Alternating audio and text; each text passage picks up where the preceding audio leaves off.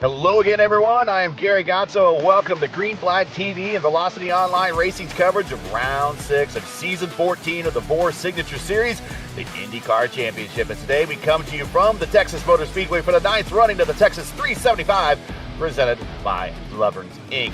I am so thrilled to be joined in the booth by one of the great voices in all of iRacing broadcasting. He is the czar of the iRacing broadcast booth. It is the great Justin Prince. Justin, my pleasure to have you here. Welcome to Texas Motor Speedway and the Velocity Online Racing IndyCar Series. Thank you very much for having me. It's going to be an interesting race today because we've discussed a lot when it comes to some of the potential attrition. We've seen troubles in the past, as you see on screen, where attrition can happen a lot when it comes to the circuit, Gary. Tonight, it's going to be about can you manage the tires and can you manage that drag race to the end. We're expecting about 50 laps per stint, but we don't think they're going to quite make it 50 laps per stint with the tire wear that we're hearing on the left sides. The left sides are wearing quite an awful lot, and to the point that they might have to cut some of these stints a little bit short, more along the lines of maybe 40 laps or less, thus turning this into about a 6-stop race. So lots of times when we hit pit road, just tons of mistakes can happen if you're going to hit pit road 6 times, but that's assuming we go green the whole time. And I don't think we're going to see green flag racing from flag to flag. Going to make things all the more difficult and could mean some shakeups, Gary, in that championship with Glenworth looking to hold on to about that half race advantage. Lindy with the lead. Caustic Solwich in second. Luis Nunez third. Seb Kinder in fourth. Julian in fifth. He's a former winner here. Then we got F-Tink, Dufresne, Law, Crocker, and Tessera, all with pretty good Indy 500s, all now in the top 10. With only 4 races to go, this is the last big super fast intermediate track that we're going to be on for the rest of the year. Then after this, our last road course at Road Atlanta, and then 2 one-mile ovals to close out the season, Milwaukee. And then we're doing the NASCAR-ized version of the Phoenix Raceway to close out the season. So for those that love the ovals, this is your one, and especially if you like the high-speed ovals, this is your last high-speed oval chance. But if you love ovals in general, you still have 3 more shots in the chamber, so to speak. If you're only a road course guy and you're average on the ovals, you only have 1 more shot after this. Yeah, you have to be perfect when it comes to this run for the championship, absolutely here. And these are not easy ovals to be able to get the job done in. Texas with a lot of attrition. Milwaukee Mile can take a challenge to make some passes. Phoenix can be unpredictable with all those drivers cutting the dog leg, to say the very least, with how much contact may pop up, people merging there. So you have a lot of challenges, and Texas may be the easiest out of those in terms of the outside test. But we already know, based on what they've done with the setup here, they want the drivers to have to fight for this. They want the drivers to have to battle. They want the drivers to have to learn what they need to do all night long on the weight jacker. This is going to be a challenge and a half here to make sure you don't pop a Firestone. We've seen that happen before. 3 minutes left to play here in qualifying. Brewer currently on the provisional pole. Crocker second, Jensen third. Christensen 44 Nation rising up as in 4th spot. And Team Watson Racing coming to play today with their team owner, James Watson. He just got bumped to 6th as Solwich now second, Crocker third, Jensen 4th, and Christensen 5th. IndyCar has raced at Texas 36 times between 1997 and 2023. Additionally, the kart series attempted an event in 2021. Qualifications were held, but the race was canceled due to driver health and safety concerns. Texas, during the early IRLs, traditionally followed the Indy 500, much like Milwaukee did for decades leading up to the 96 split. In 2024, for the first time since 97, Texas did not show up on the IndyCar schedule anymore, and we're not sure if they'll ever go back. But your IndyCar track records here. Kenny Breck has the overall record. They did qualify for that kart event, 233.4. Billy Boat has the IRL record, set in 98 with a speed of 225.9. Your all-time IndyCar wins leaders here, to nobody's surprise, is Scott Dixon with 5, Helio Castro-Neves with 4, Sam Hortus and Joseph Newgarden with 3, and Scott Sharp, there's some names we don't talk about very often, Scott Sharp, Scott Goodyear, and Will Power, each with 2. Many drivers over the course of their careers got one of their few wins here, such as Billy Boat, John Paul Jr., Mark Dismore, Jeff Ward, and Thomas Scheckter. Would like to see it back on the schedule, but it's doubtful we'll ever see Texas back on the schedule. 110 degrees on the track temp, 87 on the ambient, a minute 30 left to go here to play in qualifying.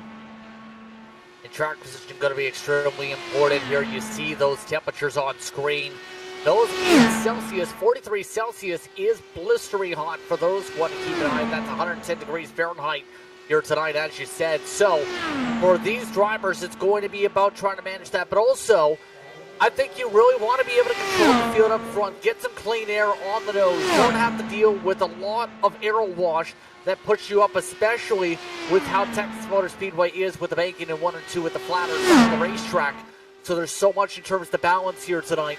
You want to be able to start in front, and we know some of the competitors did not have that advantage of being able to qualify with the penalty points.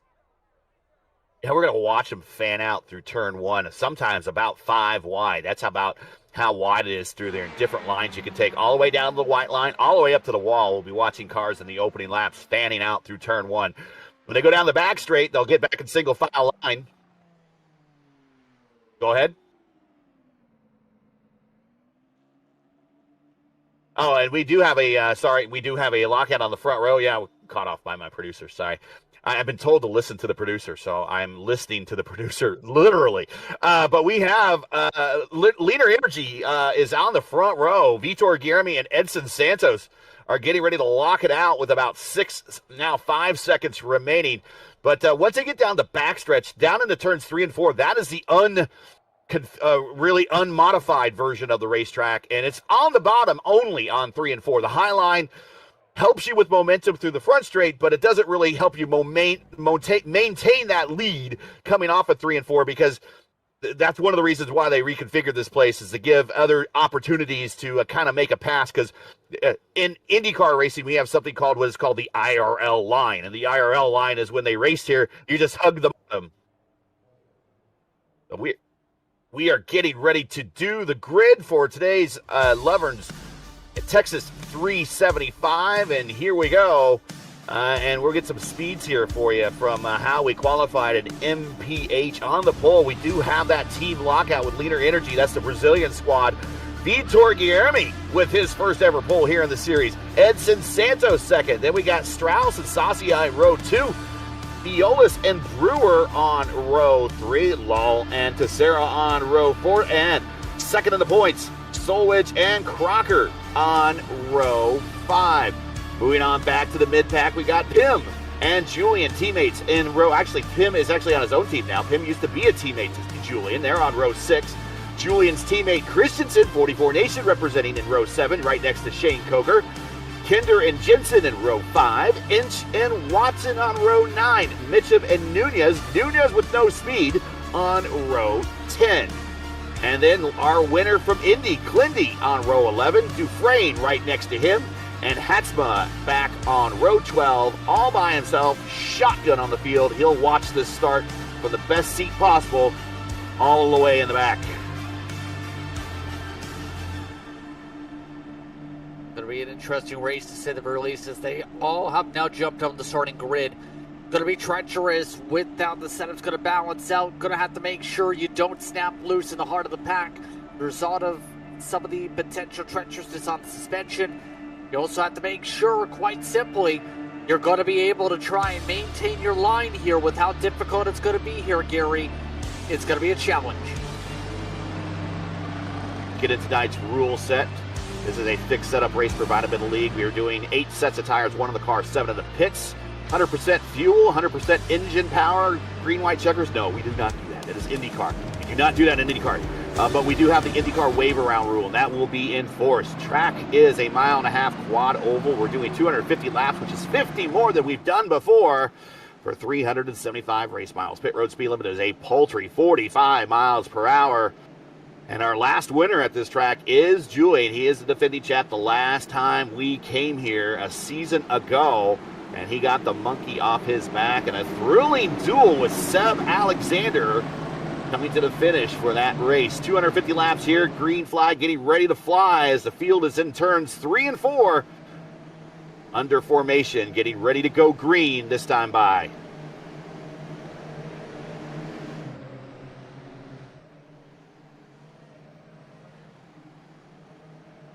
Field is now under the command of Vitor as the pace car pulls off. And for the call of the opening lap, we'll turn it over to Justin Prince. 88 and 122 on the track temps. Here we go. Oh, we're already spreading out. A little bit of chaos already as they start. Mateus Strauss tries to go for second. As the rest of the field takes an offset 4 wide to start for the back straightaway. Oriya squeezed to the wall, nearly the contact there for Saucier. Saucier drops off back. Oh, well, the 21 machine runs away up front. That on the outside and a little bit of a kiss on the wall, but he's away with his teammate playing third right now. Matt Brewer already challenging for second out of third. Talked about the need to be able to search around a little bit, maybe get those jumpers on the way, Jacker, but better yet, make sure you find some cleaner to the nose. It's going to be difficult to make some of the moves. Saucier, at the very least, finding confidence there. Look at this up front, though. Santos, amongst those trying to charge up and taking nearly to the grass. There is a lot of suction scenes with this car tonight, but as you can see, it's so hard to make the car just stay to your line. Brewer just pushed up the track. Vitor purple lap that time by. They're just getting faster. 205.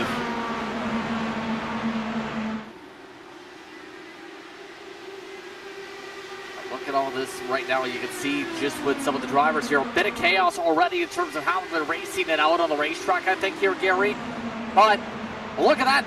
One of the drivers just popped way up the racetrack. Some of these drivers just running that outside line of turn 1, trying something different here, trying to pull the rubber down.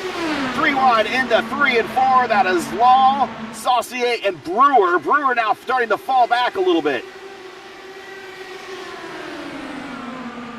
They are keeping up, by the way, with the race leader as they go. That's the critical thing. I think Brewer's amongst those that's doing really well, searching for lines, switching things up here. Try and dig for the race lead here. But the problem is going to be actually making the pass up front, Gary. These stages here at Texas, 5 laps in. Julian Altena up 4 spots. Jensen up 5 spots. Luis Nunez, the defending series champion, looking up 7 spots and looking for another one. And 1 and 2 down low.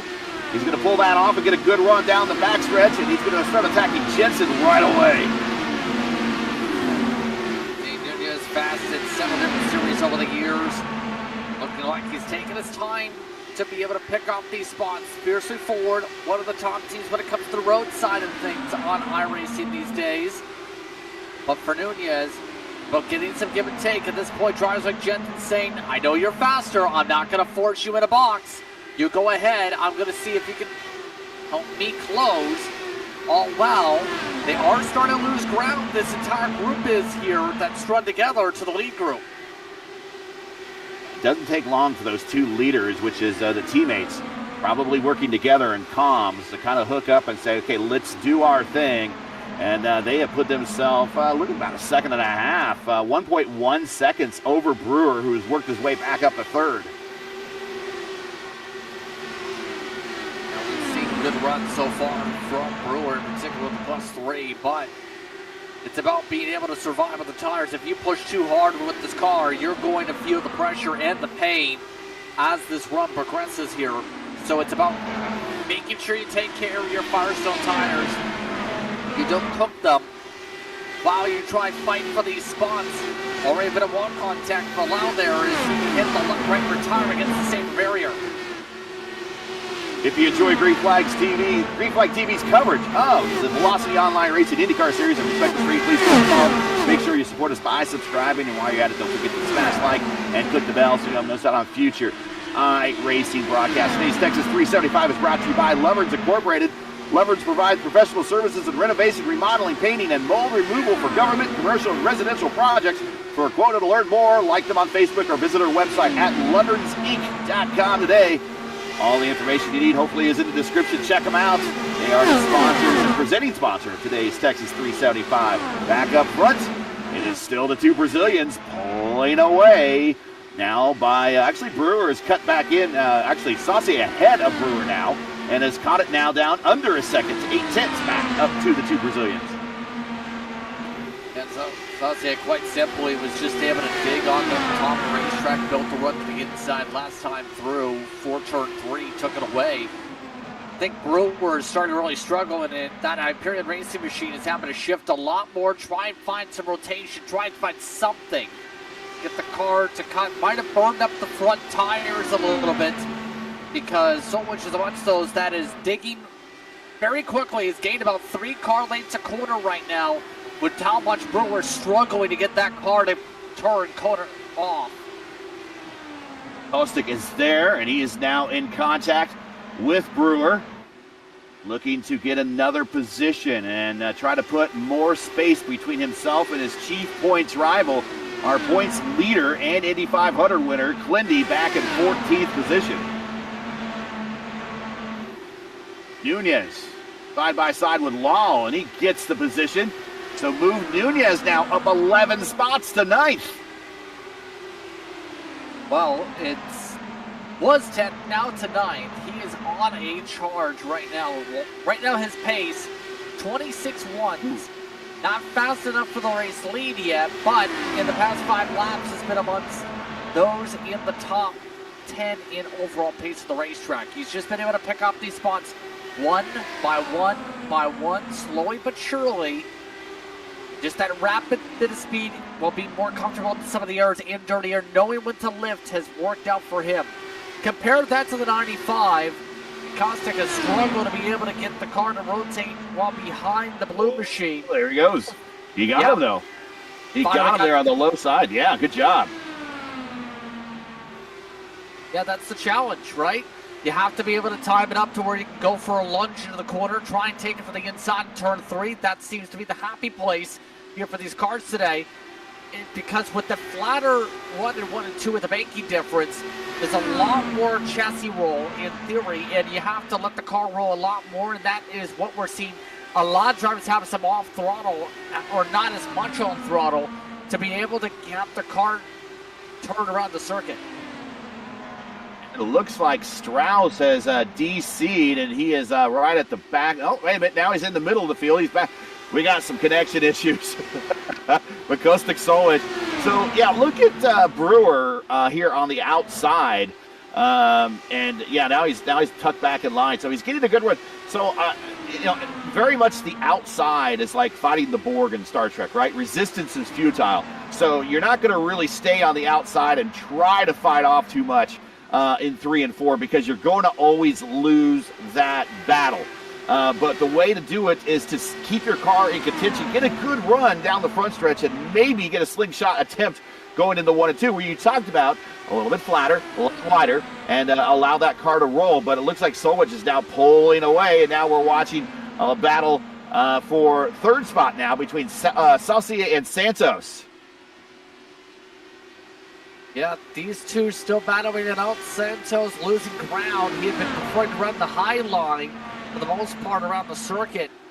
Saucier's been able to build momentum as this run goes on. Took away his top line. Is just able to drive around him quite simply to make the pass. Saucier seems to be really good at adapting to the situation right now. Trying the diamond line compared to Santos, who's losing ground corner exit in 1 and 2 because he's trying to flatline it in 1, then has to push up the track in 2. Just those minute differences are providing some opportunities here, albeit Saucier is going to have to fight hard to close up a 1.2-second gap here. He's among the fastest on the racetrack now, but you're right, still a 1-second gap up to Vitor. Vitor getting the benefit of clean racetrack in front of him, and that is definitely the difference right now. The earliest that he'll see a car is about another 10 seconds in front of him, so He has still quite a ways, and we're about halfway through, which might be our first run, and we have not seen that caution yet. Knock on wood.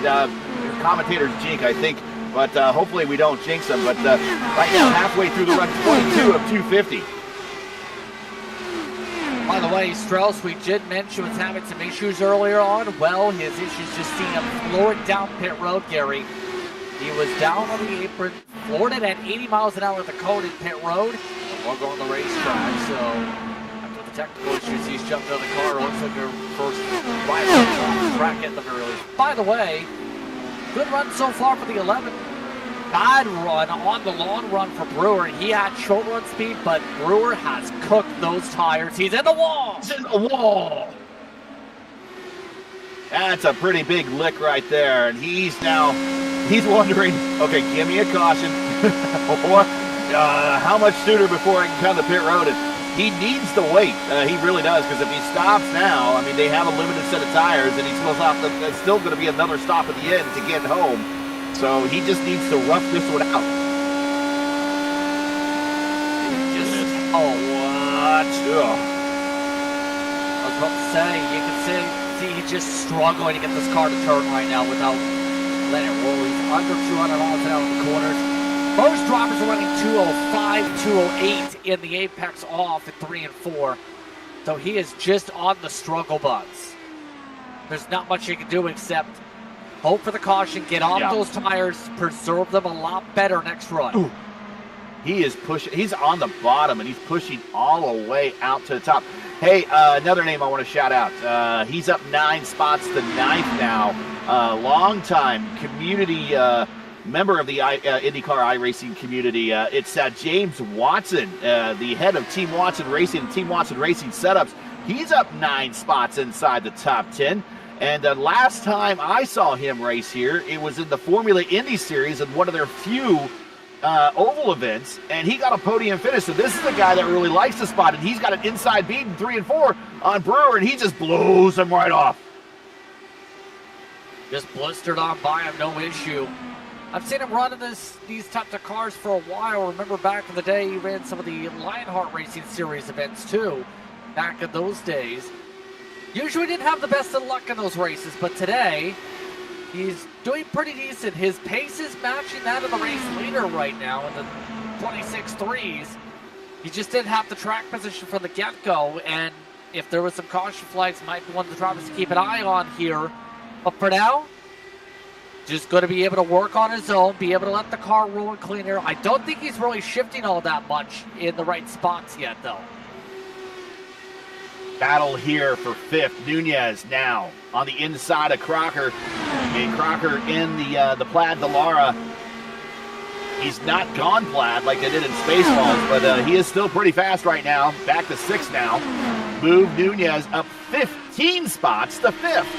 And he has a beat on Kosick Solwich. He's looking for another one. 2 for 1. Solwich able to hold on to the high side for now, but we know Nunez on this long run has been very consistent. You can tell right now Nunez just trying to build up a run, try and figure out where's he going to come from. Can I get to the inside? In this case, yeah. Good boost to the corner inside. Take away the preferred line, and that forces the 95 well into the group to lose both spots possibly. Crocker, yes, does the Brazilian clear slide right in front of Solwich, and now Crocker picks up a position, move him back into the top 5, but Nunez now 16 spots improved up to P4. Just checking them off one by one. Yeah, just taking the time to move it forward, especially for Nunez as this run has gone on. Just trying to maintain the grip in the tires. Still have to make it in our 20 laps to, in theory, make it on the fuel number, Gary. We should see a pit party pretty soon for these drivers. With how these laps are going, it looks like Noah just now cooked his tires. With how fast Kosick is losing spots lap after lap all of a sudden, too. Yeah, Julian got a heck of a run on the bottom through 3 and 4 and just blew right on by him again. So Julian saving the tires, working his way up to the field. He's up 6 spots. James Watson up 10. And another name I want to shout is our points leader, Clindy. He's up 12 spots, and he's in the top 10 now all of a sudden. Well, Are you not surprised that your Boyd's been able to move through the field? Yeah. No, not at all. But he's made it look pretty easy. And he had a lot of experience from the Elite Racing League. They did a doubleheader here, and he won one of the 2 doubleheader races. And he learned a lot there. Now, the conditions were a little bit different, a little bit more pack racy. But normally, he is a pretty good student of the game and notes things that he uses in future races. And not sure what he noted from that Elite Racing League experience, but here he is in VOR up 12 spots. And just now, he's in direct contact with his points rival in 8th. Yeah, interesting to say at the very least, and it kind of showcases the push and the drill that he showcased to be able to go ahead. Pit window was open, by the way. It just came down pit road in the 52 a little bit earlier than expected here. Just after Mike Jensen a few moments ago had issues and backed out of the race.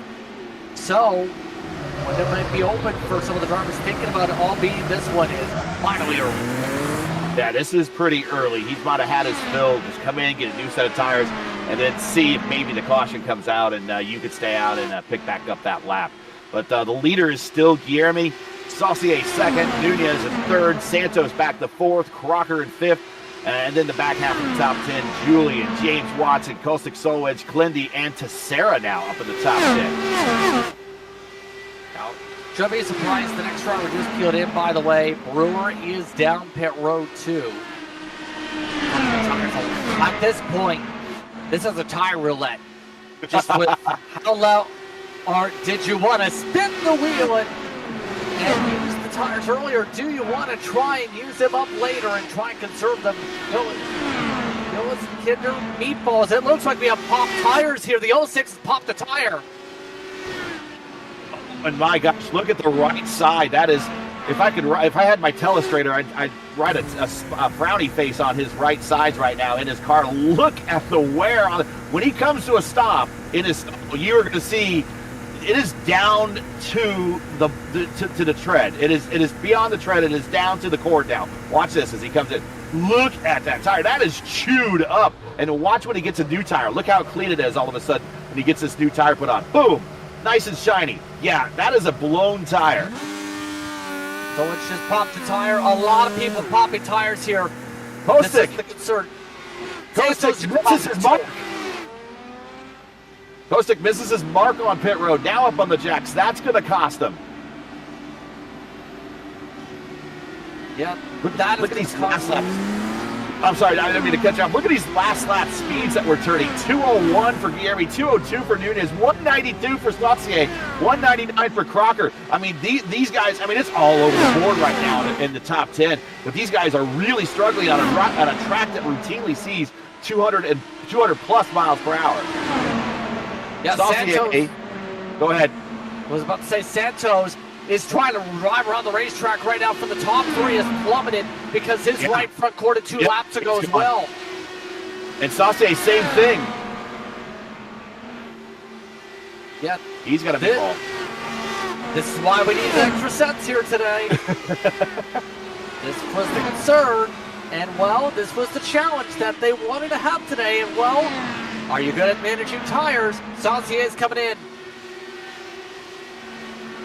He has no choice. He has to come in with the meatball. You have to, if you get the meatball, you know the rules. You must answer in 5 laps. So he's just hemorrhaging time out there. He is on the apron. You got to come down on the apron during green flag pit stops. You got to come down on the apron in turns 3 and 4. So he is now on pit road, 45 mile per hour pit road speed limit, as he is working his way down to his pit stall. Well, he will get a fresh set of Firestones, but he hemorrhaged a ton of time in those laps leading up to his in lap. Yikes is all you can say for a lot of these drivers here with the tire management. A lot of competitors. Santos, I believe, lost a decent amount of time. Look at these new tires around our leader right now. Guillermi just gets blown off the road by Kostic Solwedge and Brewer. He's trying to get to his number right now, and he's Brewer. Matt Brewer, turn 4. Matt Brewer, car on the wall.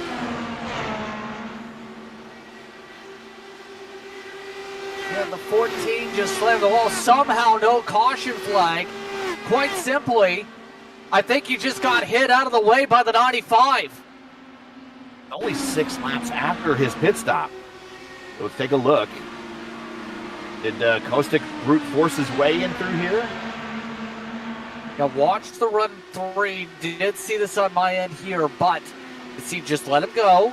And then Brewer is going to take the higher line, but Solage, Brewer came down a little bit, and in front wing contact, and Brewer sent to the wall and destroyed the right front. He's cooked. Paul Tracy be proud of that. That is total chrome horn right there. Yeah, but a chrome horn kind of destroys your front wing in this case. Right. And it destroyed the right side of Brewer's car. And another good performance ruined early by wall contact for Brewer. But now, back up front, it is Luis Nunez who has not stopped Vitor Guerni, who has lost the lead. He has not stopped either. Then we got Crocker, Altena, and Watson now, your top 5. Everyone back to P13 is still waiting for their first stop as Saucier sets a purple lap at 2:07.5 with those brand new tires. He's only 4 laps into his stint, so he's trying to play down some big laps and maybe try to do an undercut on some of these guys that are staying out a little bit longer. Vitor's popped the tire as well, by the way. He's got Courtney now in the right front. So Nunez at that point just took advantage of that. It's visible for the 21. I'm surprised he hasn't peeled down yet, actually. He's lost a ton of time here with the cording. Meatball for Vitor. Yeah, he's got to come down to this point. He can't even turn the car in 1 and 2. Let's see if he can get the pit road. That's definitely a down tire when you get the meatball. The outside of Seb there. Does he come to pit road, or is he just going to take it for another lap? He wants to get the 50. He wants to make this a 5-stopper. Or a 4-stopper for 5 stints. Oh, keep it off the wall. That is an upset car right now. That is a very, very upset car. Well, Julian made it clear, apparently, in discussions with the production side, that meatballs were going to be common today. You can tell why. The stunning thing to me is why you would sacrifice willingly, Gary, 4 or 5 seconds of the racetrack for the blown tire. That's going to destroy you long run unless you get caution flags. He's going for that.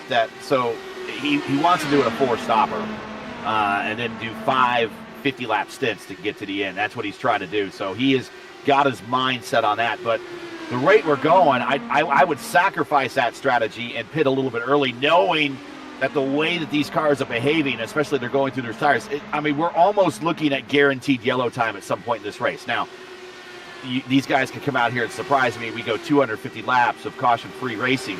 But with tires blowing, I find it really hard to pull that off. But maybe they could do it. We've seen them do it before in races such as at iRacing Super Speedway and Daytona before, where the VOR series is visited, and they went caution-free.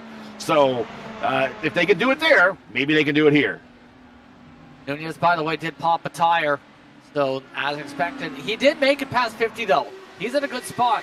Alternate is in a hugely good spot as well. You know who's also done well? Lindy, I was about to say. He's coming in now, but he just popped a 2. Yeah, he's coming to pit road right now. Not presented quite with a meatball, but he has probably worn that left side, that right side pretty well. Ooh, slides it into the speed zone there. Julian, now your leader. Teixeira has babied his car up in the 2nd spot. Shane Coker has also babied his car up in the 3rd. Lindy on pit road in 4th. Kind of an awkward angle on pit road, but he's down and away. Ray Slater just popped the tire here, too. I'm surprised we haven't seen anybody just have the tire warning go straight into the wall at this point. It's been decent car control. Gonna hold on here. And Alternate's just trying to stretch this. Now it's a chance for those who have had to pit so far to gain time with the race leader, as the 11 is not coming down with the meatball flag yet, and is willing to sacrifice time to go as far as they can, try and limit the tire wear at the end of the race possibly, or at the end of some of these runs later. This is a lot of time lost, having to roll 164 miles an hour just to make sure it goes straight to the safer barrier for the 11. That last lap speed for Julian, 194, Coker 195, Saucier 201. Luis Nunez with the pressure tires, 206.3. He'll just get faster.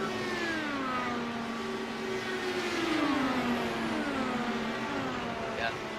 I mean, Julian doing just what he can. I wouldn't be surprised if he stuck in this time by. He's got it at this point. Yeah, Shane Coker is the only other driver who's not yet pit. Saucier and Nunez is going to be an interesting battle later on. But the 11, as you would expect, just going to let everybody go here. And this is where the time bounces back for a few of the drivers here. I don't know where Julian's going to end up here, but he's going to probably still be among the top half of the field at least, even with this time lead.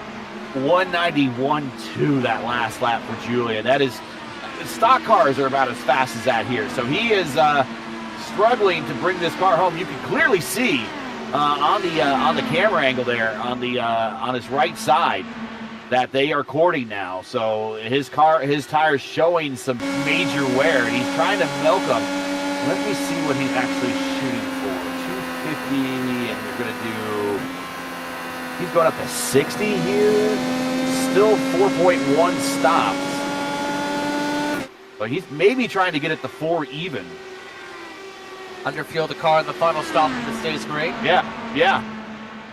Be the lightest car with the best tires at the end. And he has the he has the meatball flag. So it is time to visit pit road as Luis Nunez gets his lap back. Yeah, this is still going to be the 32 up in the race lead, by the way. Shane Coker has just been coasting along here. I'm shocked. He's had no issues with the tires at all. He's been babying this car. Not been the fastest today, but he has been the only driver at this point not to pop a tire. This has been impressive. Right, he's dialed it to lead the race, and he is not the fastest car. 194.3 is actually one of the slowest cars out there. He has a lead on everybody. Saucier is in third. He's got a lead on Saucier by 10 seconds right now. He's going to give that up as soon as he comes to pit road. But right now he is waiting to get that elusive caution that has not fallen yet.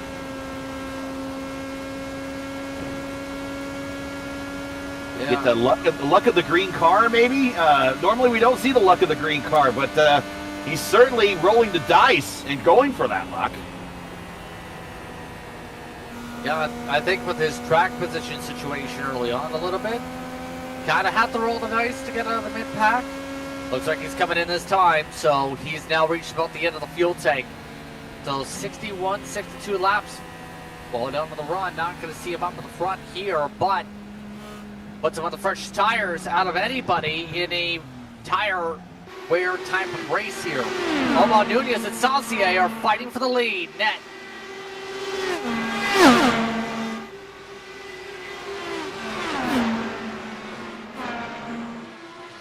And your leader right now, right behind Dan Inch in some lap traffic.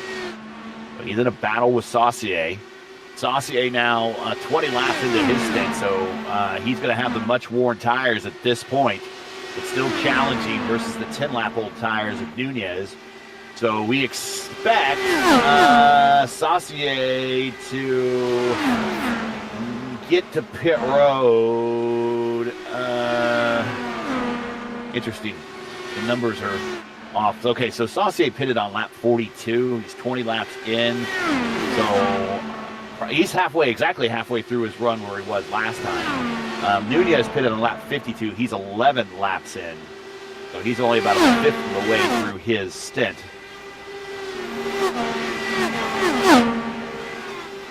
It's going to become a bit of a math equation for some of these drivers who are already halfway through some of the fuel runs. Absolutely. That's going to be the tough thing about where this is going to play out now if you push too hard on tires. We'll say there's a lot of separation, not as much aero wash you would expect with some of the gaps you have here. So potentially less load on the tires, depending on how you go. So there is a bit of opportunity maybe for not as bad tire wear if you're able to just balance how well you're pushing this car and how much you handle the on-throttle time in the corners to make sure you make these tires last a little bit longer here.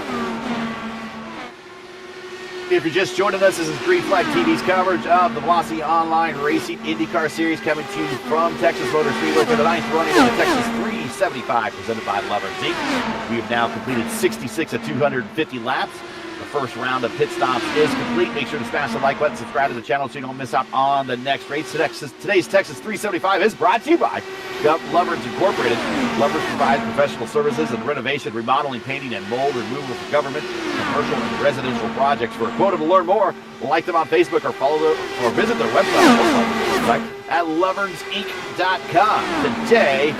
And this race is kind of shaping up, and again, showing my age, going back to the second Texas race on the 98 schedule, when the Indy Racing League used to have 2 races a year here. There were a lot of tire problems, especially with the Goodyear tires. Back then, they were still in the middle of the tire war between Goodyear and Firestone. A lot of the Goodyear runners were having problems with just tires expiring, just blowing up on it. The Firestone drivers did not necessarily have that issue, and that's how John Paul Jr. was able to hold on and get his second ever IndyCar win here at Texas and Fort Worth here. But that's kind of what we're looking at, is kind of a repeat of that 98 race, where a lot of cars just had to really tune it down and turn it into not a race of speed, but a drive to survive. So far, survival of the finish again here in Texas as a result of tires, but that's a bit of a challenge when it comes to this racetrack here. It's going to be about trying to survive long term, be able to get yourself in the right pocket for traffic. That's why we see drivers like Nunez long run be the king of speed here. Nunez was quick in traffic, has pulled away the 3 seconds. The Hornet's Nest, though, going to have to figure out a way to clear. Drivers like Lau, laps down here, and several others that are going to have to try and hold on for dear life after losing so much ground with their tire wear situations earlier on. Watching right now, Jeremy and Santos, teammates in 4th and 5th, and they're just bored and freaking lap traffic right now. We have Long right in front of him. Long, you're talking about, they're going to split him here going into the double doglegs on the front stretch. Santos and Jeremy down on the actually Santos, Jeremy up high, Santos down low. Here comes Crocker. We're going to go 4 wide, almost 4 wide down the backstretch, 3 wide to the 3 and 4. And Law's like, nope, I don't want that. I'm going to get out of your way, let you guys on by. Law currently 1 lap down. And remember, the lap cars, if they want to, can fight. Law's got 3 laps down. And at that point, have to yield the positions automatically.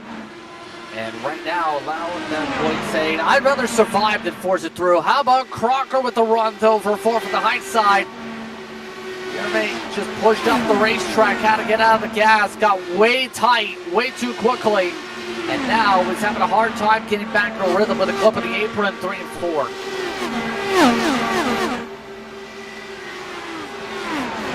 Now also joining that battle with Edson Santos is kind of one of Edson's chief rivals in a lot of other series we've seen. Certainly in the votive Indy Oval Series. Here comes Clindy, our points leader, taking a peek to the inside on Edson. Those 2 guys fought out for the championship last season in votive, and here they are side by side off of 4. And Clindy right now has the edge, but going into turns 1 and 2, that high line is going to come in. It's going to allow Edson a bit of a run, but not enough. And now Clindy, Brazilian, clears the Brazilian, almost contact. And now he tries to go to the inside on Vitor to get the position on Vitor and move himself up the 5th over the pole sitter. That got a little bit dicey once again, to say the very least. Clindy, though, no damage, no major issues despite that little bump. He's got the speed long run. Remember, was one of the drivers that was able to push a decent bit on the tires before. That's allowing him to just carve his way, even with a couple lap difference. That tire difference, Gary, is huge to be able to dig on this racetrack with the temperatures today. And let's take a peek and make sure we do have an update on temperatures. 88 ambient, 121 on the track temp. So the track temp is pretty... It's up there. I've seen it higher before, but typically during fixed Indy 500s or when we go down to Atlanta. I see higher track temps. But Nunez 25 laps into his stint, Saucier 35 laps into his stint. In fact, I expect Saucier to come to pit road about any time. He did 42 laps on his first stint. So I suspect he will do very similar to that and try to keep a similar strategy. James Watson, very quietly, up 15 spots to third. He's up, he's 27 laps into his stint on a roughly the same schedule as our leader Nunez. Marshall, who is right in front of Clindy, and that is a direct battle for fourth and fifth right there. Marshall 26 laps into his stint, Clindy 25, so they're about on equal footing right there.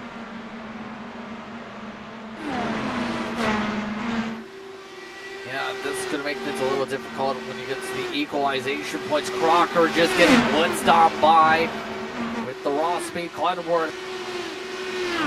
So I think at this point, quite simply, are you in tune with the racetrack? Are you comfortable with your race car? Are you able to make sure your car is able to rotate? We're seeing right now drivers of Glenworth just so much better coming off the corner right now compared to some of the others that are having to let it roll so much with how stiff they feel on the track. Crocker Jr., amongst those that just, if you don't have good momentum in 1 and 2 here, you can't really carry that speed in 3 and 4. It just kills your run. Just take a peek a little bit further back, and we're watching the battle right now. Edson Santos gives the turn 4 wall, exit wall, a little bit of a kiss. And Julian gets the momentum and goes down low into turns 1 and 2 on the bottom and move Julian up to 6. Santos, now we saw him just battling with his teammate, and then all of a sudden, Lindy passes him, Crocker passes him, Altena passes, Edson Santos now back down to 7th. Vitor, our pole sitter, loses another position. Here comes Caustic Solwedge, and he's going to get the pass on him in the double dog legs on the front stretch. This is all you can say once again with that. Vitor just struggling to rotate right now. Lau's already came on down 43 laps to his stint, so pit window is opened up already for some mightily early. For a couple of the drivers on the tire wear side, I think Vitor might be one of the drivers that is overly pushed again this run. And you can just see just with that car, it does not want to turn.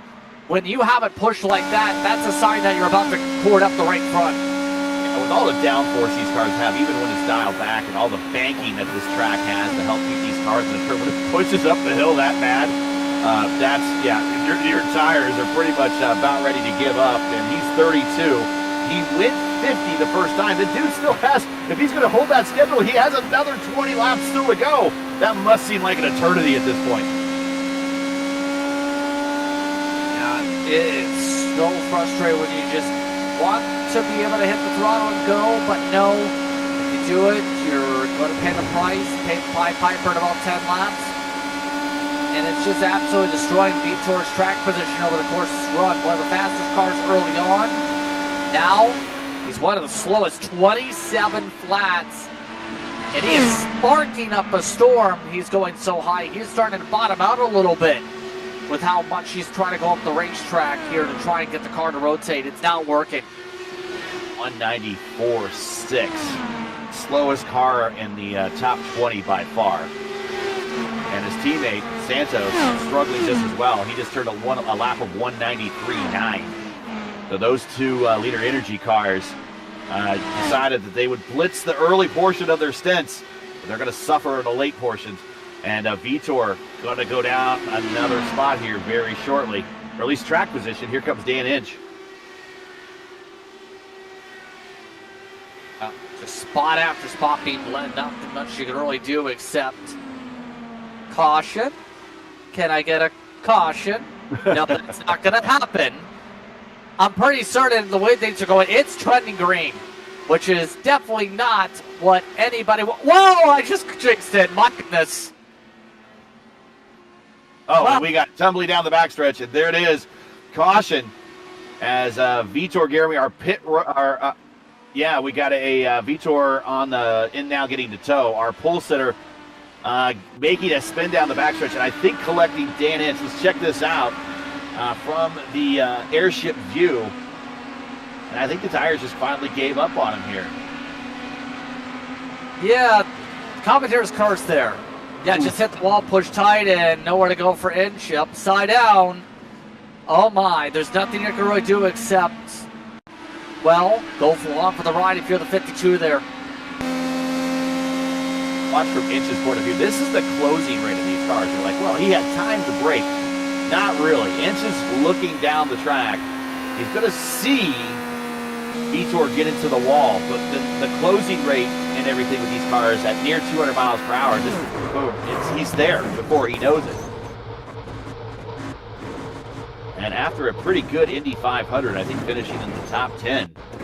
Not going to get a top 10 finish in the follow-up race here at Texas. And we are under caution at lap 88 for the first time.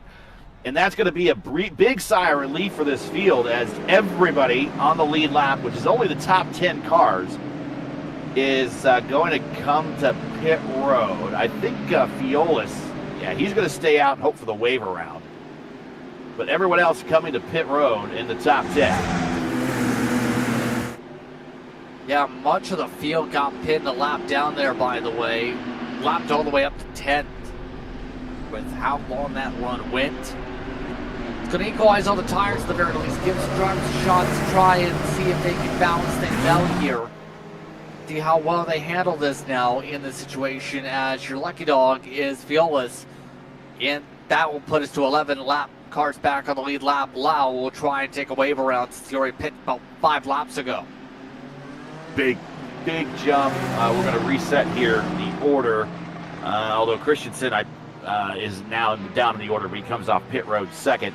But Nunez is your leader off of pit road. Saucier second coming off of pit road. James Watson up 15 spots now in the third position.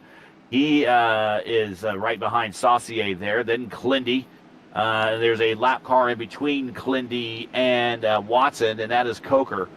Normally, Clindy and Coker work together in some league races, and that might just be during the restart. Coker kind of gets out of the way. Mason Mitchum on the low side, getting to the back end of Clindy here. But Crocker in the plaid car is now 5th. Julian in 6th. Becerra in 7th. Santos badly needed this caution. He's in 8th. Kinder in 9th. And Kostik Solwich in 10th. Those are all in the lead lap. Violas actually is getting the wave around right now, and he will join the tail end of the field after also getting to pit road, so it's been very fortunate for him. So the top 11 now on the lead lap, and just shy, a little bit shy of the halfway point. So it is the story of the day is tires. One word, tires. It's been a major talking point all day just with the tire wear being so drastic. The right front in particular keeps on getting to the point of popping around 37 to 40 laps into the run. It got a little bit better with the rubber planted down on the racetrack during that green flag stint. We didn't get to pit stops though. So we'll have to see what happens now that we get a reset here. You'll group together as drivers will try and figure out a way around Nunez. He will have a lap car as a buffer, though. John Christensen is the buffer for the restart. Saucier is going to have to charge immediately to try and find a way around, try and keep up with the leader. Against the wall. This is typical of IndyCar restarts. Closes off the right side of the car from being passed before the start-finish line. But remember, if we fan out and we pass, once we go green, that means the track is green, at least in VOR rules. So all black flags will be cleared.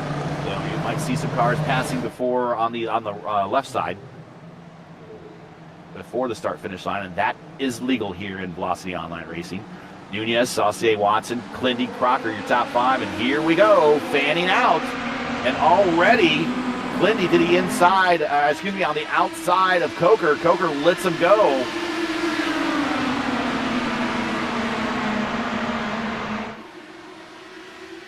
Surprise to see Saucier immediately take that spot for Christensen to the racetrack. Oh, Christensen walks it in. Watson had no place to go. He had Clindy on his outside, and Clindy with a big run on the high side through 3 and 4. On the high side here of Clindy and 44 Nation. He's going to try to hold him off into turns 3 and 4, 1 and 2. But with that run off of 3 and 4, unable to do that. And now Clindy, your points leader, move him up to third in direct contact with your race leader and Saucier in second. Saucier, you've seen took the look at 1 and 2. Can he take the look this time again? Already, Nunez knows he's got to have to block the inside. The inside line's been the way to pass here much of the day. And Saucier tried using the outside line earlier on for some of the runs, burned up his stuff. Trying to make the play as here we go. Clintwood for the second. He's going to get that pass because the inside line is the preferred line through 3 and 4, and he pulls it off, scoots up in front of Saucier, move Clindy. Your points leader now up 19. In fact, your leader and P2 each improved 19 positions to get to this point in the race. Wow, that's impressive. But here comes Clindy for the lead. Huge run from the outside. I don't think he's going to be able to pull this pass off, but he is going to sure stick there and have a lot of momentum down through the quad oval area on the front stretch. Luckily for them, Necco didn't take over. Yeah, gonna have to be careful here. Glenworth gonna have to figure out a way to get this done from the high side. And we know how challenging this will be on the tires long term. Glenworth looking to reset, it looks like. Just cannot seem to get the run he's looking for with how difficult it is to get the car to land up high in 1 and 2. He is just trying to search for the clean air right now. Keep the clean air on the front nose. Try and diamond it down. Use the banking as a ramp. Look at Nunez defending like it's the last lap of the race all the way to the bottom. We're not even at the halfway point yet. That's how much he wants to keep this lead. Let me just hold his line at the moment, running his race. That battle a little bit further on back. Watson, I'll 10 up the clock. They're in diamond formation. Watch this in-car for, watch this in-car for Glenwood. Oh, he moves him down the glory line. Oh, I'm sure Clinty's going to be happy about that. Yeah, was about to say that was a good cut to the inside for the run. Nunez blocking it off. I don't think that would have stayed really well if he was able to make it stick on the apron there. That would have gotten ugly. Look at this, though. Glenworth does get a bit of a squeeze to the outside, keeps it side by side. Nunez is going to stick it there because he's going to be able to pull even through 3 and 4. Watch this right there. Now he's back even. Lindy, nose of the line.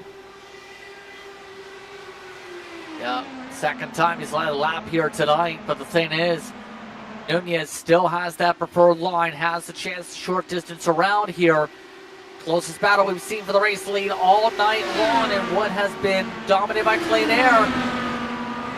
Glendy's not leaving Nunez a lot of space to breathe, though. Any mistake, and it can take them both. And side by side, through 1 and 2. Reprofiled portion of the racetrack, slightly lower banking, a little bit wider. Now into 3 and 4. Still that's original 24 degrees of banking when the place was originally built. Side by side off the corner. Lindy's car on the high side coming off the corner is going to be a little bit wider, so you need to make sure you hold your line. Don't over allocate on the weight jacker. Again, side by side through 1 and 2. And Clinty's going to go, he's going to go swap him to the bottom, and he caught Nunez napping a little bit coming off the corner. Clinty with a big run, and he clears him in 3 and 4. Yeah, quite literally just was able to get the run he was looking for on the diamond. Nunez wasn't able to respond quick enough from the block.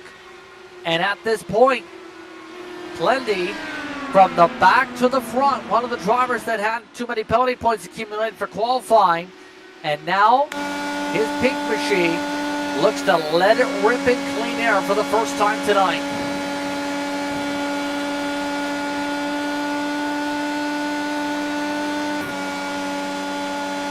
20 spots improved for Clinty.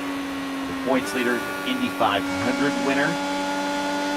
There's been a couple instances of Indycar drivers winning the Indy 500 and then coming to Texas and winning. The chief one that I remember is 97 Ari Leindyke winning the 500, and then Well, he didn't get the trophy and didn't go to victory lane in 97 here at Texas, but later he was ruled the winner at Texas, although after getting his head smacked by A.J. Foyt in victory lane. The charge, again, an impressive drive today for 37. But now here comes the test. Can he make sure that this car doesn't fall off? About 20 laps is going to be a huge test now.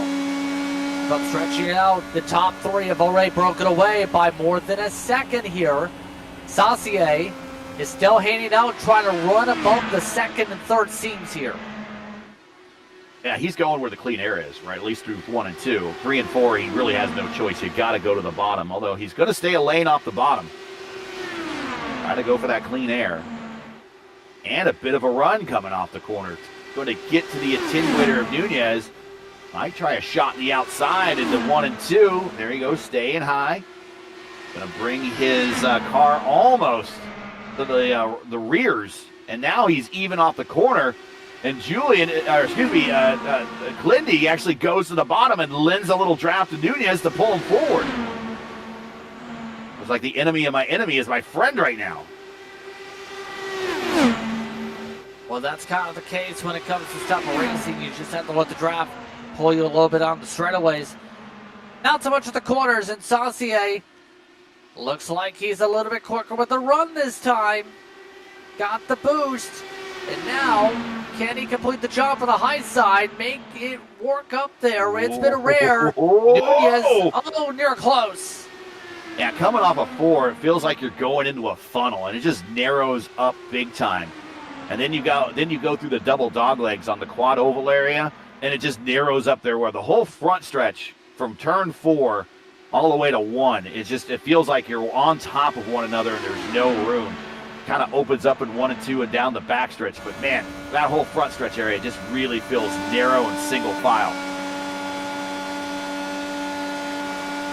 Yeah, it's so difficult to be able to run down in that quad oval section, to be able to make some of the passes with how much you have to be able to make sure you don't hit the walls. You have to let the car have some space around you to make sure there's no contact.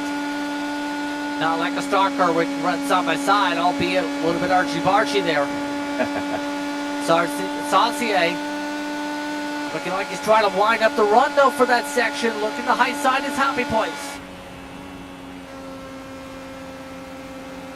Lindy is a former IndyCar Oval Series champion, regular top split performer, champion of the Votive Indy Oval Series, winner of the ISRA Open Wheel Series, two-time winner of the ISRA Open Wheel Series, a multi-time IndyCar champion, 2 fixed Indy 500 wins in May, finished on the podium in all 4 of his races, finished every single lap in his Indy 500s and the fixed Indy 500s in May. Definitely looking to put another feather in the cap here in the VOR IndyCar Series. Not only get the Indy 500 win, but win the championship and go down a long line of other VOR champions, including Jesper Orman, his teammate, Mark Murphy, also Julian Altena, former series champion, Luis Nunez, Alex Van de Sande. Long list of champions here in the Velocity Online Racing Series. Outside, Saucier taking a peek. I don't think he's going to have the momentum on the high side. Remember, as I said, resistance is futile up there, and he's going to get back in line, but he's not going to stay in the draft long. Ooh, Glindy clips a little bit of the grass. Down to 1 and 2. Glindy got to keep the bottom. Feed a little dirty air to Saucier. Saucier up the racetrack, almost out to the wall that time. But Glindy now is able to pull away almost by 2/10. Is Glindy, Saucier, Nunez, and then we got Crocker and Altena back on 4th and 5th in single file. Edson Santos is 6th, James Watson 7th, Kosik Solwich and 8th, Seb Kinder 9th, Tessera in 10th. Iolis last car on the lead lap at 11th. Again, back to the marathon pace is all you can really say for the field right now. Saucier, I think at this point, might have burned up a little bit of stuff again, just trying to push from that high side. Isn't able to close up as much as he could earlier on with those runs up there. have to see where things look in a moment. Yeah, just had to get off the gas. It wouldn't turn this time.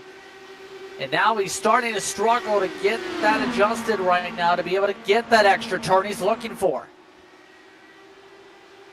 Clendy pulling away now, 4/10 as Nunez and Saucier battle out for position. Move Luis Nunez now up to second, Saucier back to third. And while they were battling, it just kind of gave Clendy a little bit more breathing room between himself and second and third. Oh, Julian going to go back to fourth and fifth. Julian taking a peek to the inside of Crocker. As we're back up to first, second, and third as well. They're side by side. So we got two direct battles going on the racetrack right in the top five. It is Nunez now getting the shot on Saucier. Julian gets the pass on Crocker. Move Julian up to fourth. Crocker back to fifth. Nunez up to second. Saucier back to third. Oh, a big block all the way down to the bottom of the racetrack. Luis Nunez was having no part of it. That was a mega Pruitt fade. I believe we're looking at the battles towards the back of the field as that's all going on, too. Try and take a look potentially at that. Van Gastel trying to hold on for now, but you mentioned Nunez getting aggressive on the blocks.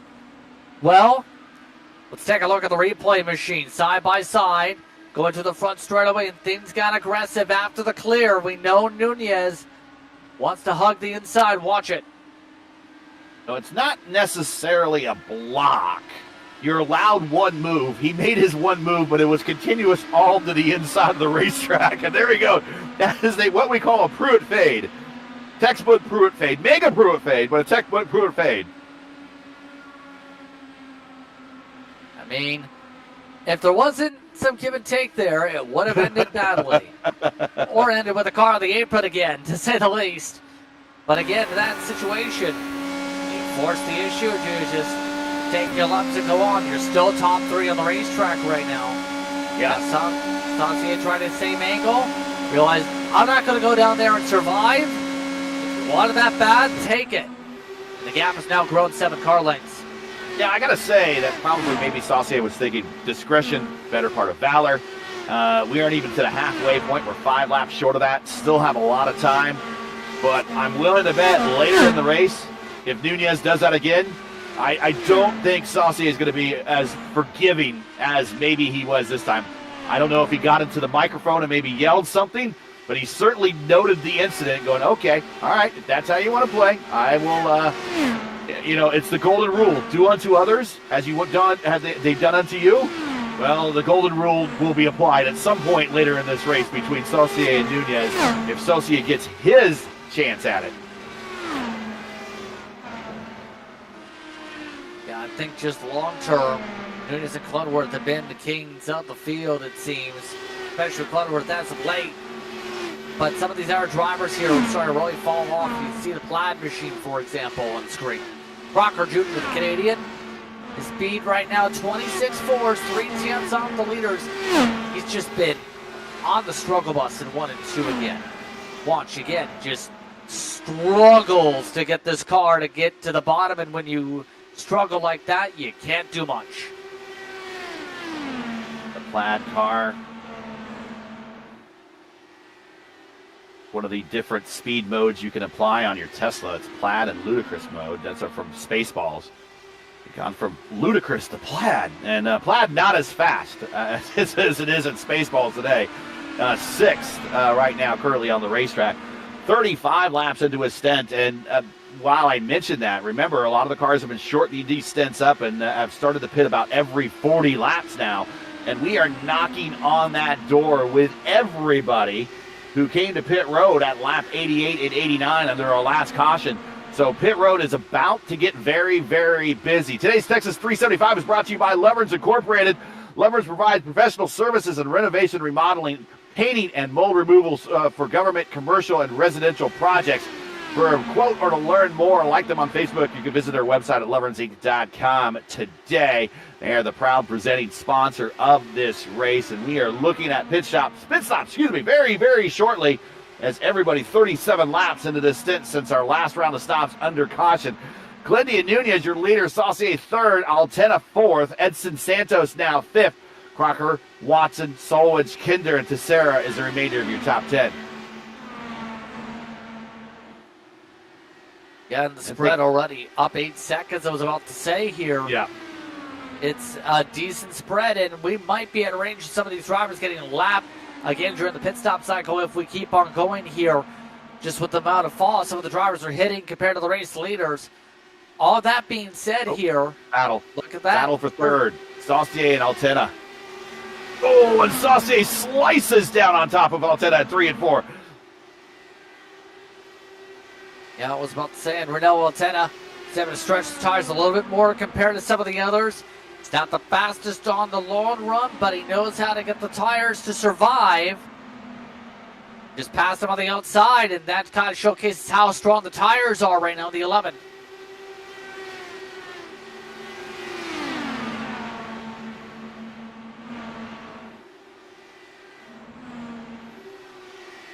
We visited, sorry to cut you off. We visited Texas, the very first season of Velocity Online Racing back in 2020. Julian won that race, and we visited again in season 4, season 5, season 7, season 9, season 11, 12, and 13 has showed up. So it's a regular track now on the schedule. Jesper Orman has 3 wins. Alex Van de Sande has 2 wins here. Mark Murphy has a win, and Julian has 2 wins, 1 at Legacy and 1 here at the New Scan.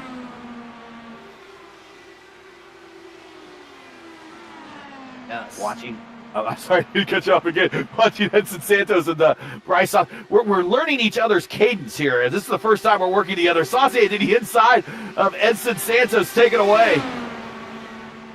Yes, indeed. I was about to say, Saucier just plummeting all of a sudden. I think that's kind of the sign of how the tires have really fallen off. We have made it a little bit longer than the first runs of the race, by the way. So drivers have learned how to preserve their tires even with the hotter racetrack compared to the all-out push earlier on when everyone is so much closer together.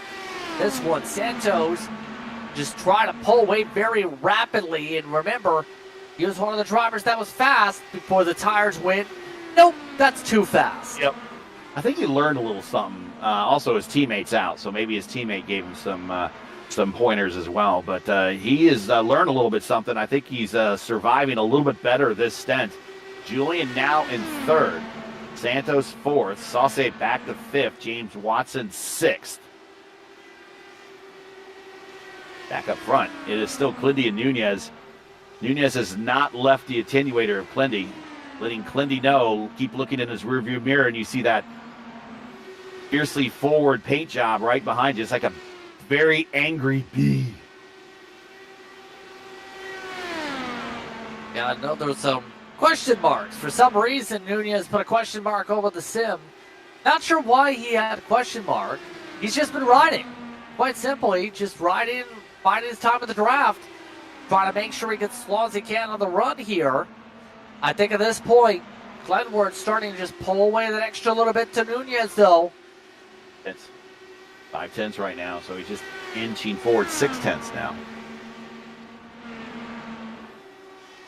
Yeah. Now this situation with Clindy, though, he's not doing him any favors saving fuel, but I don't think we're looking at a fuel save race now, especially with the tire situation. I think everybody just knows to push to the 40s, somewhere in there, put on a new set of tires, go back out, push, get back into the 40s again, and just it's going to add up to 250 laps. That's ultimately what it's going to do. I don't think we're looking at much of a fuel save going on now, especially with the tire situation.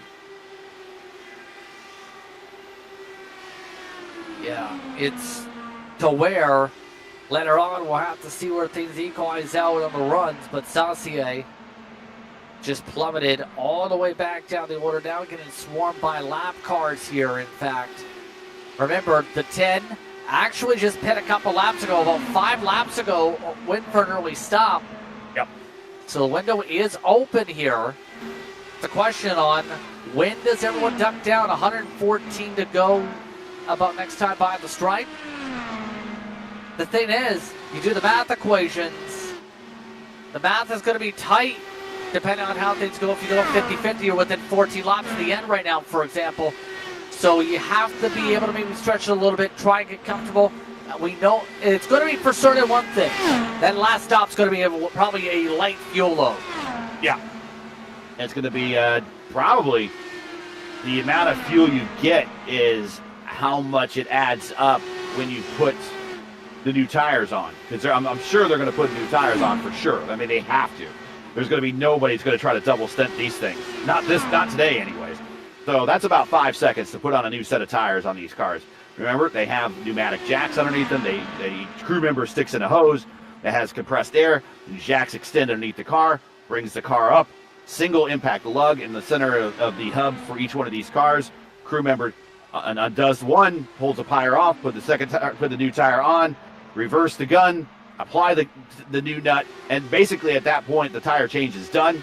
They drop the car and away it goes. So tire change is about 5 seconds. So whatever type of fuel they can get in 5 seconds, as we see a car on pit road, as a matter of fact, that's probably the fuel that they're going to need to get to the end.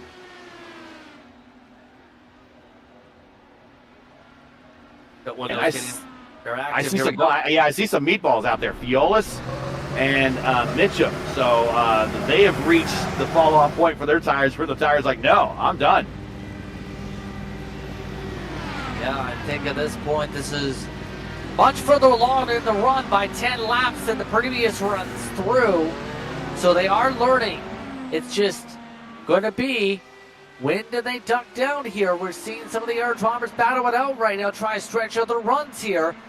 Kinder amongst those that seems to be on the verge, maybe, with having to let cars go up from the 9th spot.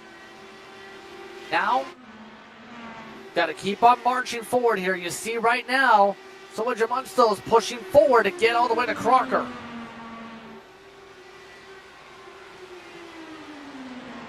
Three cars right in a row there. That's for position at Saucier, Crocker, and Solwich is 6th, 7th, and 8th. They are struggling. Let's take a look at last lap speeds for these guys. Crocker, Saucier 195, Solwich 198, Crocker 196. So everybody. Now the leaders, they're still in 200s. Clindy doing a 202.2 and Nunez, a 200.2, and Nunez also a 200.2, just a little bit faster. The leaders still with clean air. They're still at the 200-mile-per-hour mark, but the rest of the field well under 200, with the exception of Christensen and Fiolis. I believe they got newer tires at the moment. But Clindy 8 laps away from the 100 to go mark, and that would make things pretty easy for him just to get the 50 to go, stop there, and be done. But we'll have well-worn tires in that final stint at the end in case there's a very late caution. Watch this run here by Lal. Just blowing Crocker off the road there. Just, whoa, there goes. No work whatsoever. And Solwich on the apron coming to pit road.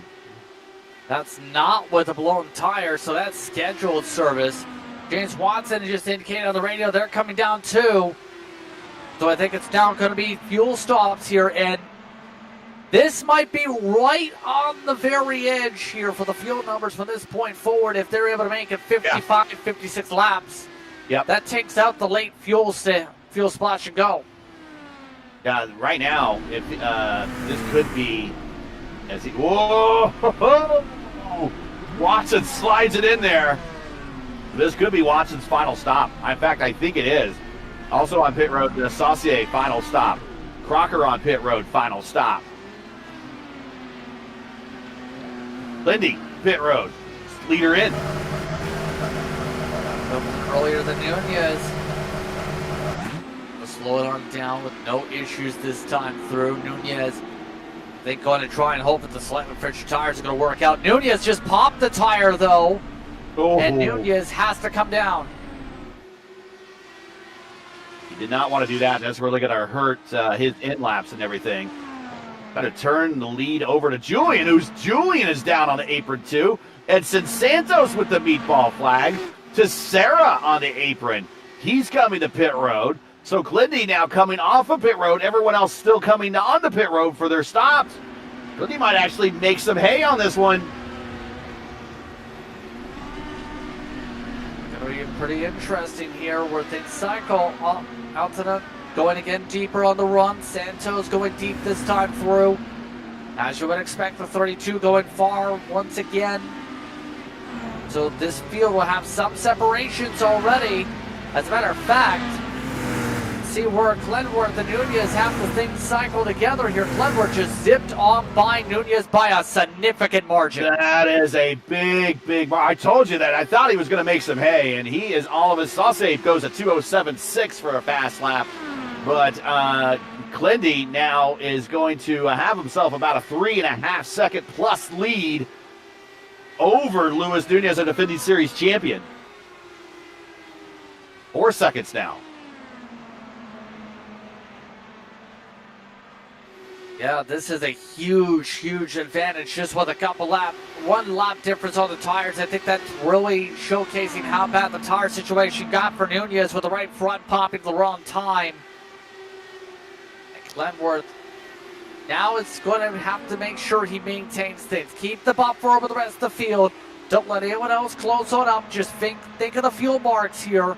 Let the lap cars let him sip the fuel a little bit. And the interesting thing here is Clendy and Nunez basically off pit road at the same time. So they're both with fresh tires. So they're both pushing, and Nunez has made up a little bit of time.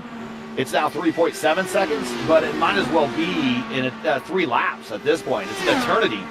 As Nunez purple lap, there he goes, 2:08.1 for Nunez. Altena now goes purple lap, 2:08.4. But Clendy, I told you he'd be making hay, and they're on equal tires. And while Clendy might just be a tick slower, it's not enough as the car in front of him blinks out. You don't want to see that. That's Dufresne, I think. But Clendy is sitting pretty good right now. He does not want to see any late cautions to allow those leaders to get close to him. Exactly. And any cautions at this point will make it very awkward on the strategy. It's already within a lap or two to making it on the gas in the first place. Now it's the challenge on being able to make sure you replicate those numbers with the pace laps, mind you, that factor on in, and go from there, from this point forward. Make sure you get to at least 55 or less to go, and you're golden. As Watson up to 4th.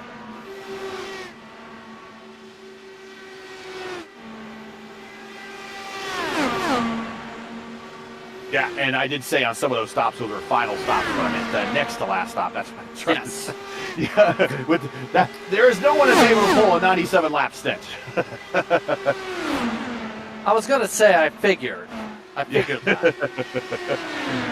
Lindy, your leader. Nunez second. Nunez is eating into it a little bit. Now it's 3 seconds even. And Altena third. Watson and Sauce battling for position. Watching that battle. At this point, this group just draft locked is what you can really say. Saucier has good short run speed. Santos trying to find a way to stretch it out a little bit longer this run. Not a bad race at all for Watson. You gave him a shout out earlier on. Long time in the community. Done decent so far tonight. At the very least, I think the 93's got top 5 speed in this field tonight. Yeah, certainly does. And that would be an excellent performance for him. And if there's a late caution, I mean, he might have a legit shot at the dub. But not right now. Not with the way that we're spread out. And Clendy does not want to see that late caution. But looking pretty good for the owner of Team Watson Racing. Met his dad a couple of times at a couple of events. His dad has never met a stranger he doesn't like. That guy will strike up a conversation with anybody. But one of the friendliest guys out there. But back up front watching this battle here between Santos and Saucier. And Saucier right there on the attenuator going into 3 and 4. He's going to go high and get some clean air.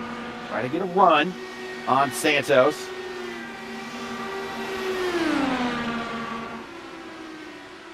Santos, former champion of the Velocity Online Racing Iconic Series, which was their DW12 series. He's a former champion there. Always very, very savvy on making late pit calls and making his car as light as possible on the freshest tires on that DW12 Dallara, that Legacy Dallara.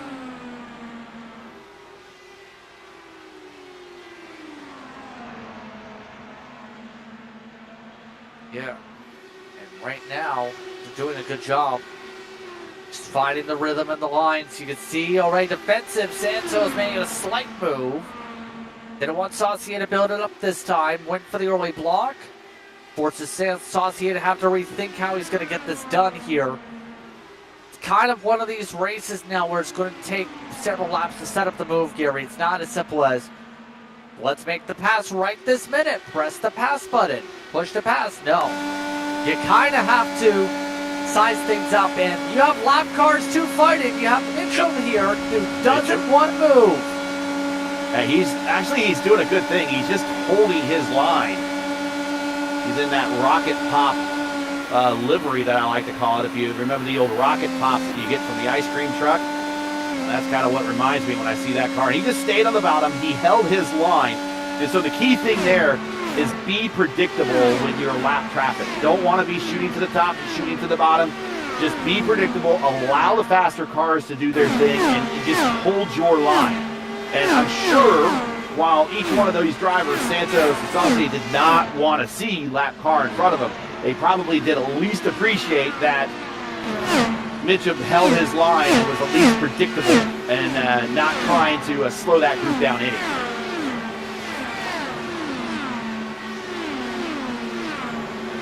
It's going to be an interesting time. This move with the size up on these passes here.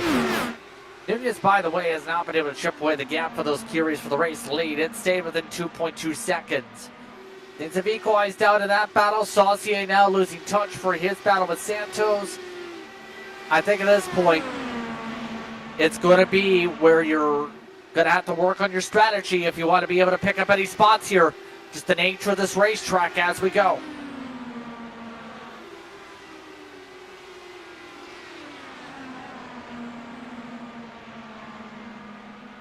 .87 to go here. Cars 17 laps, 16 laps, 18 laps into their stint, all throughout the top 10. Right now, top 10 still on the lead lap. On the tree there, the last car on the lead lap is Seb Kinder. And I like what Kinder's doing. He's had himself a decent race. He's up 5 spots. As we watch now Watson here underneath, that is Pim Van Gastel. But we go back to Seb, and Seb's just in the top 10, and he's just keeping the car between the lines, keeping it on the lead lap. He's not that far from falling off the lead lap. He has Clindy about 4 seconds behind him. So he would very much like to see a caution or something here so he can help close the gap, but at least at this point, he's keeping it on the lead lap, keeping it out of trouble. So at least his car is in a position to maybe improve later in the race. Yeah, decent position here. He is getting a little bit archy-bargy, though, with Christensen, who's a lap down still. But at this point for Kinder, he's been maintaining a decent pace. He's running 26.1s right now, but was running in the same ballparks the leaders past 5 laps before that point. The Frenchman's been doing exactly what he needs to do, at least in his own pocket, try and see where things settle out. Still at risk of being lapped, though, in the long term because they didn't have the track position in the lineup. Watson, by the way, in his lineup, closing on up all while Santos is pulling away. There's the look at the traffic. You see Watson getting a little argy-bargy with it. And the wall slices down in front of him. Takes the air completely off the nose of Watson's car, but Watson seems to have some really good pace today. He's going to stay low down through 1 and 2. Clears Law. Next in front of him, that is Fiolis. Fiolis had a bit of a rough race. And then right in front of Fiolis is the battle for position with Saucier. That's what Watson's after. And Watson, low side. Fiolis just stays high, lets Watson go. Now Watson's in direct contact now with Saucier. This is a battle for 5th.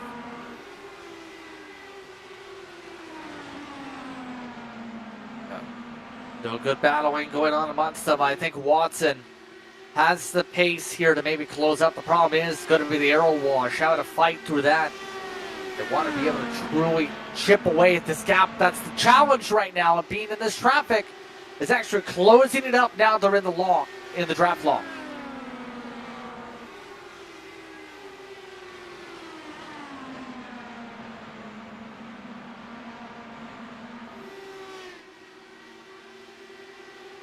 He right now just searching the different lines, trying to get the bottom, trying to see to get the clean air on the nose.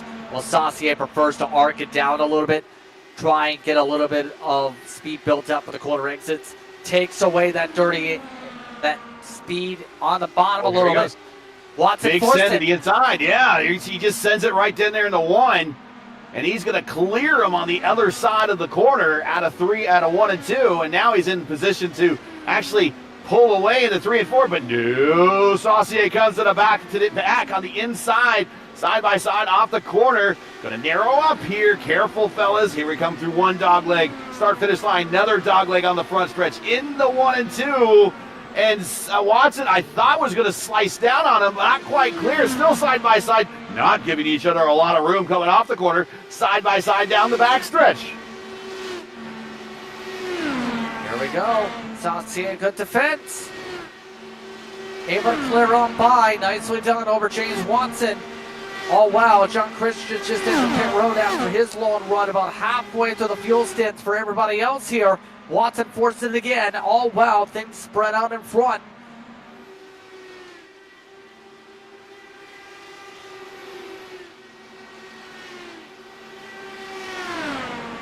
And the race for the lead is actually now down to a 10th side by side as Nunez has ran down every bit of that 3.5 second lead that Clindy got on the last handoff on pit stops.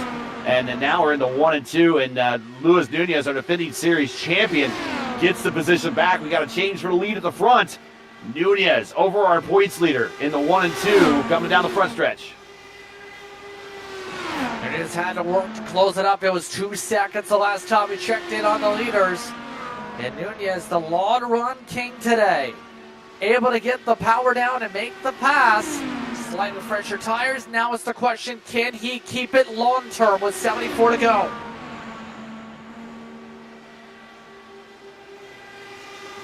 I think I always got to wonder. Clindy has been doing these cars now for quite a while, and he keeps it's iron sharpens iron. The more that he puts into these cars, the more he's learning. It's possible that he's like, well, I'm just going to let him run me down, but I'm just going to tuck in behind, maybe save on some fuel to make that last stop even shorter or something. I don't think necessarily. That's one of the things, the difference between kind of when we watch IndyCar kind of versus the stock car guys.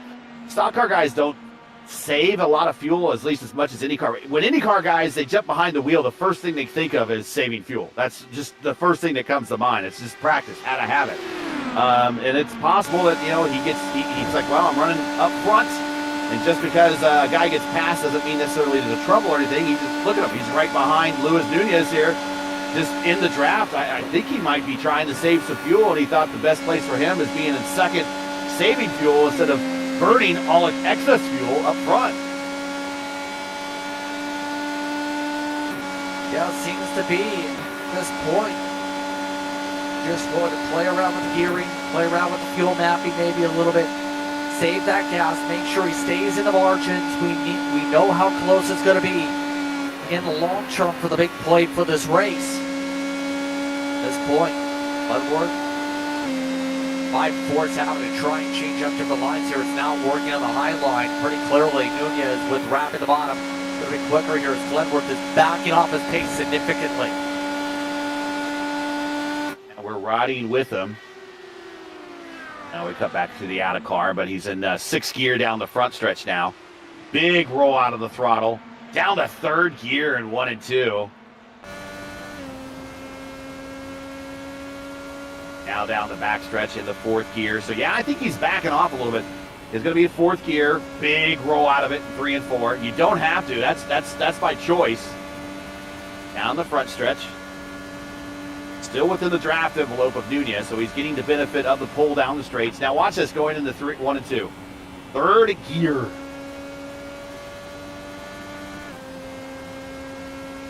That's a little bit low on the gearing. potentially, correct me if I'm wrong here, he is really backing this down here. He's got to be concerned about fuel numbers if he's pushing this low. We're about 20 laps from when we think the final window will open up to bring us home.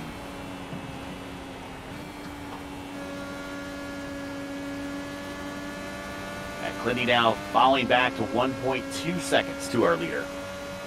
Leader seemingly pulling away right now. But is it because Clindy has a problem? Or is Clindy playing a little bit of strategy and saying, okay, you just do your thing, burn up your tires, I'm going to catch you back up here in about 20 laps from now? Well, I think it's more so a mix of the two, maybe. At least what my thought is. Try and save the fuel out, but also let Nunez burn up his stuff. See if he can catch up later on in the run. You know how Nunez has been able to spark later in the run. Have to see where things go. Santos, mind you. See where the margins have been going on his sake for third spot, meanwhile. He's been running the same pace as Nunez. Alton has been running the same pace as Glenworth. So there is different philosophies going on for the 37-11 to the 1 and 20.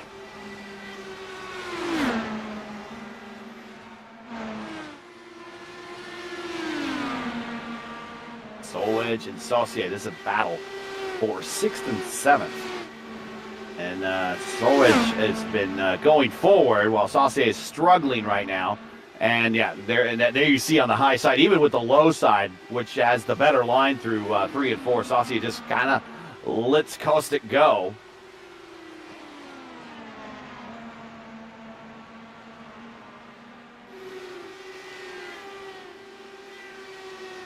At that point, just have to let them at this point with the speed difference, just with the way things are shaping up. You can't really force them to just ride on behind. No. At this point, you know where your pace is, you know where your strategy's playing out. Don't fight it. Don't get yourself to an accident. Try and get yourself to the end. You know your fuel number opens up in less than 10 laps. Yeah, Drive to Survive. Again, it's more than just a name of a Netflix show. It is really a strategy.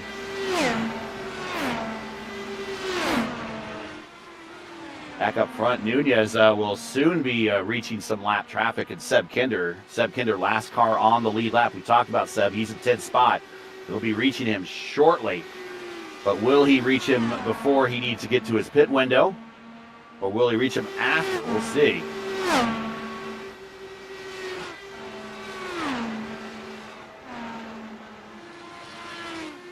Again, some of these guys are like, man, I could use a caution right now. But you look at every car on the racetrack.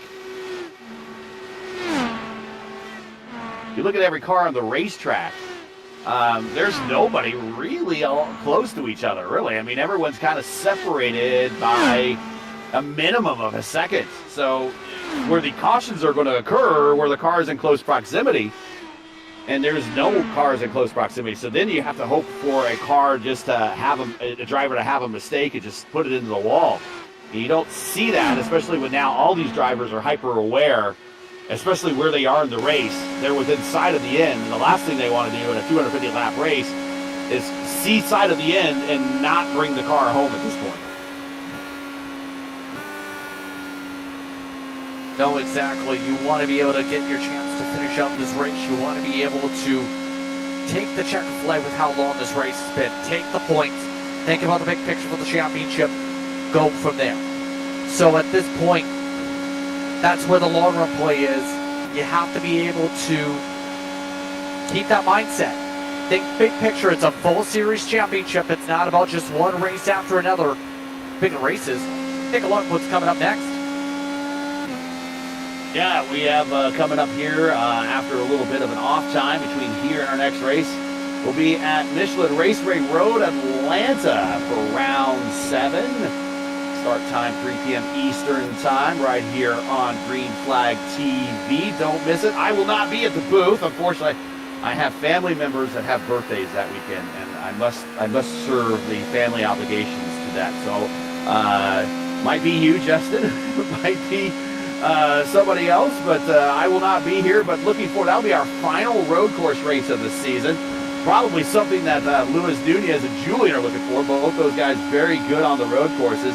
And then we wrap up with two 1 mile ovals, historic 1 mile ovals for IndyCar history. The Milwaukee Mile and Phoenix Raceway to close out this season. 9 rounds this season for this championship.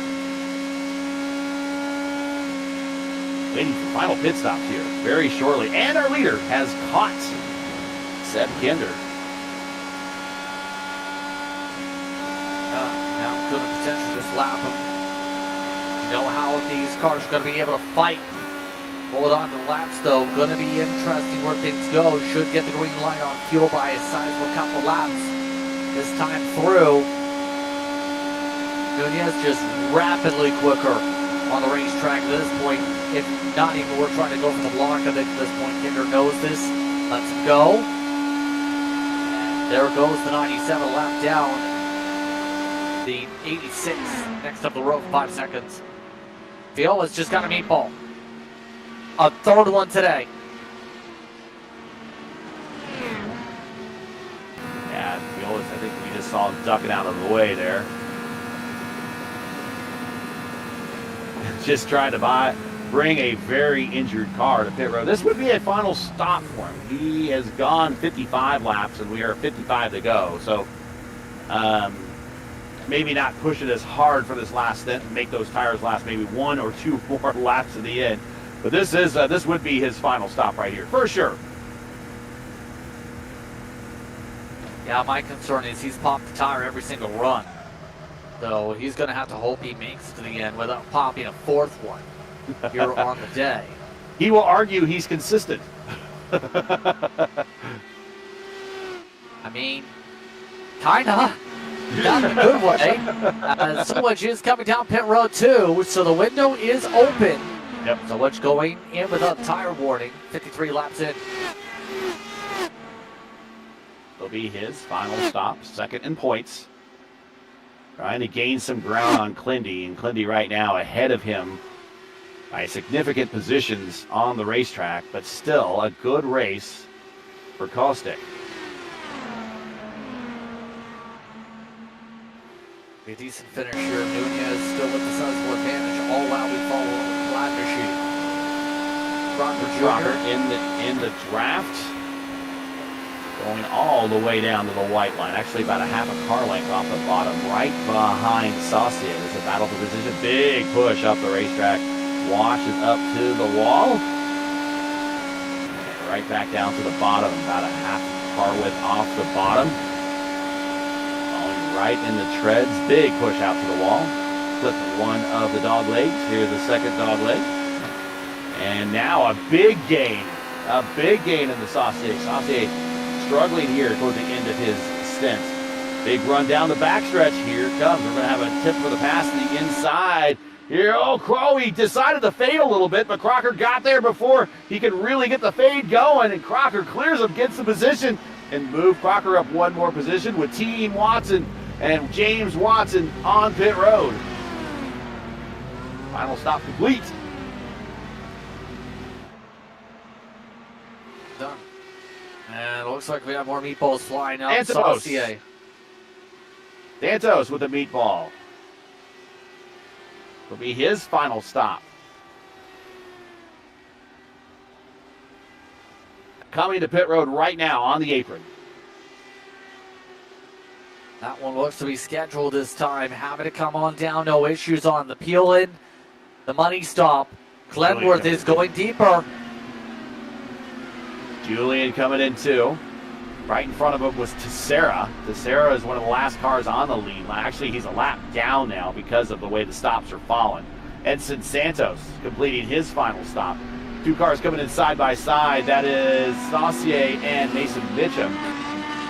Crocker done with his final stop. Clindy's still out there. Oh, Clindy goes wide on the pit entry. Clips the grass. We might have to see a replay on that. That might cost him a little bit of time. But he got squirrely under braking, but he does hit his marks. Let's watch this again. Yeah, will we get a black flag from that? No black flag. He got lucky. The reason I think that happened, his tires started cording as he hit the brake.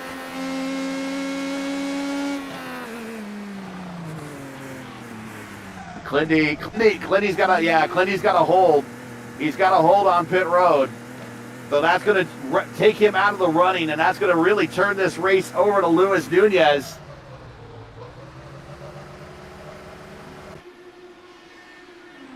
I don't see a black flag for him, but he is a hold on pit road.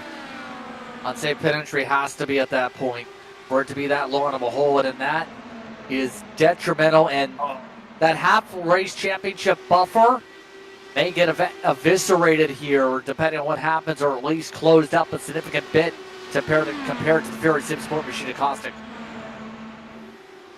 Wow, he's at 48.5 on pit road, and that makes total sense because that's a 40-second hold plus his pit stop. So that makes sense. So that is, it again goes back to Scott Dixon a couple years ago at the Indy 500. He was among the leaders, dominated for a good portion of the race, and then comes down pit road for his final stop and speeds. And it can happen to the best. The guy second all time and IndyCar wins, makes a little mistake, and it cost him his second Indy 500. And today, Clindy, it cost him a win here at Texas by just hitting pit road and getting a unsafe pit entry. And that's what the 40-second hold was. And now Nunez, Clindy gets a purple lap. He's driving with a little red right now, but Nunez has himself a 7-second lead over Julian Altena, a 10-second lead over Edson Santos. Is your leader with 43 to go, and not a soul is challenging him right now. This is perfect for the way Nunez wanted this race to go at this rate. Just has to hope it stays green as we follow along with some of these drivers as they zip around. That's going to be the major thing. Will we stay green? Will drivers prevent mistakes here? And it's been a race that's trending green. We've only had the one incident really the entire day, Gary, which is the surprising thing for a track we were expecting to be hard to drive and hard on tires at. And that was basically from a driver having tire issues down the back straightaway in a wrong spot and hit the wall. Outside of that, everyone else has not really forced too many major issues here, and it's been clean racing all day. These guys have done a great job. The lone incident was Vitor Guilherme and Dan Inch.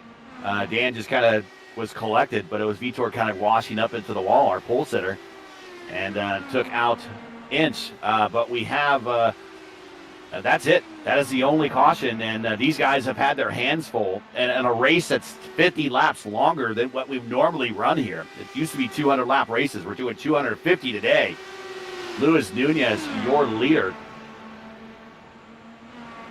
And once again, if you're just joining us, you are watching Velocity Online Racing and Green Flag TV coverage of round 6 of 9 of the VOR IndyCar Series, coming to you from Texas for the 9th running of the Texas 375, presented by Loverns, Inc.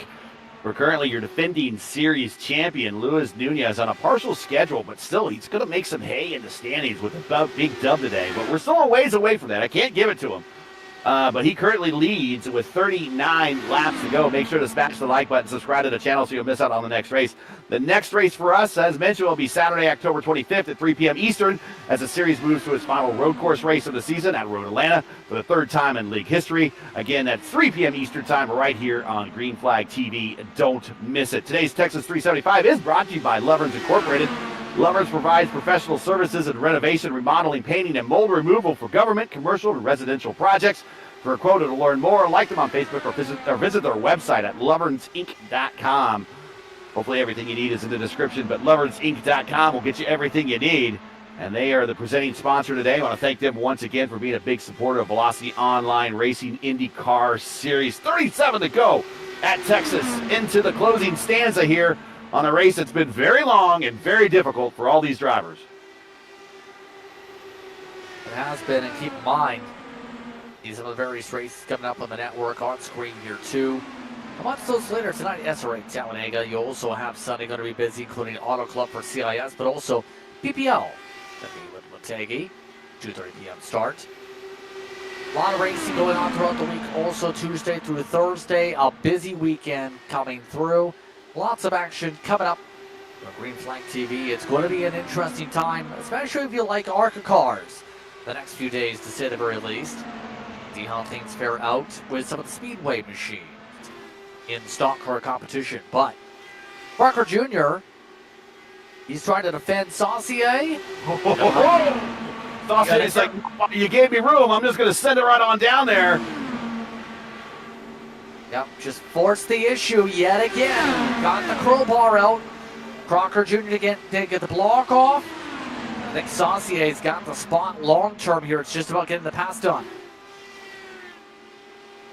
That will be in the booth for that CIS race at Auto Club Speedway in Fontana tomorrow. Thomas Mustanen has an opportunity to clinch the championship very early before the end of the season. So depending on how he finishes there in that 400-miler, check that out. That will be tomorrow right here on Green Flag, and I'll be in the booth with Nolan. That should be a pretty good race. Saucier, big run on the outside.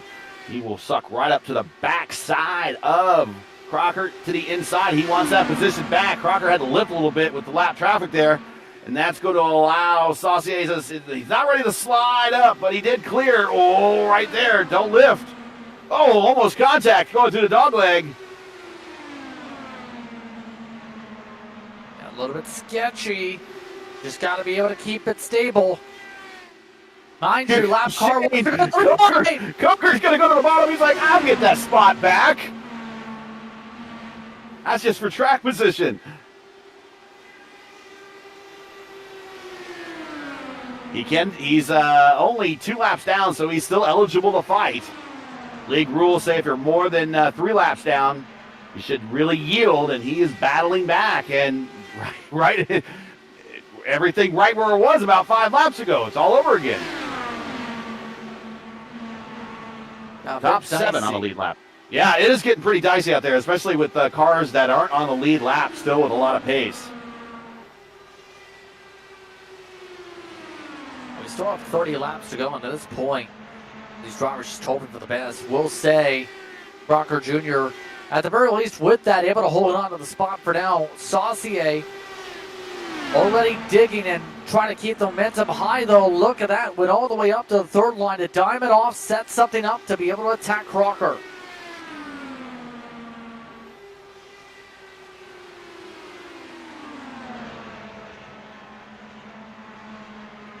Going back to that battle. That's the absolute closest battle in the race course. Everyone else is kind of separated by a little bit of a buffer, although Watson and Solwedge, they're starting to get a little close, but nothing compared to this battle right here.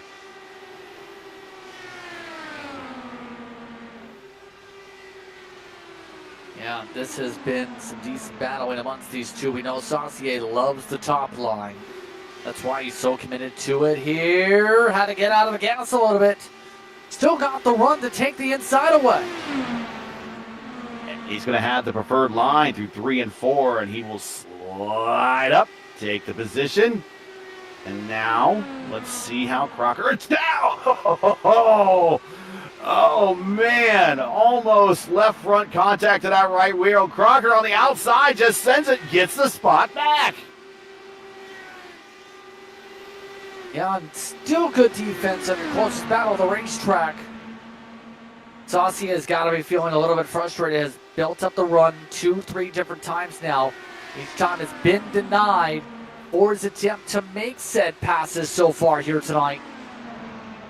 Looks like he's going to just try and recoil it up, go back to his happy place, get the clean air, see if he can push forward. The happy place is the Lawson line. The top of turns 1 and 2. But he goes right to the bottom at 3 and 4 right there. 26 to go, and these tires, now it's going to be one of these things. If we get a late caution, everybody's coming to pit road to get a new set of tires. 22 laps, 23 laps, 27 laps for a lot of these drivers on this current stint. Luis Nunez, 23 laps.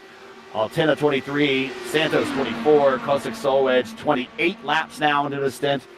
Watson, Marshall, Crocker here, actually. He's at 23. Watson at 26. Saucier at 23. As Saucier on the high side into 1 and 2. He's trying to make hay up there, but The bottom side starting to come in with these worn tires. They're got it cut. Yet again, forced to the inside. I think this time, though, Saucier may get the advantage. Oh, Crocker nearly hit him.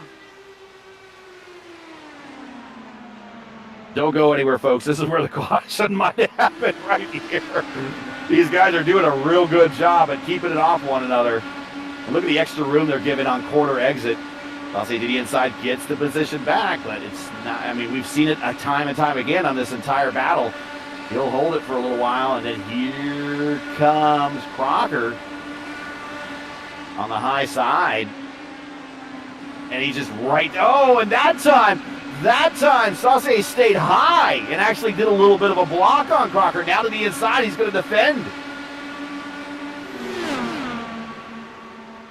Yeah, able to get the pull.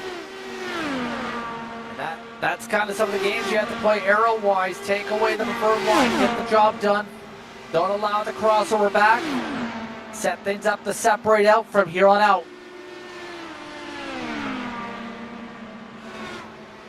21 to go. Sure to like, share, and subscribe to the channel. Next race for us. 2 more weeks at Road Atlanta.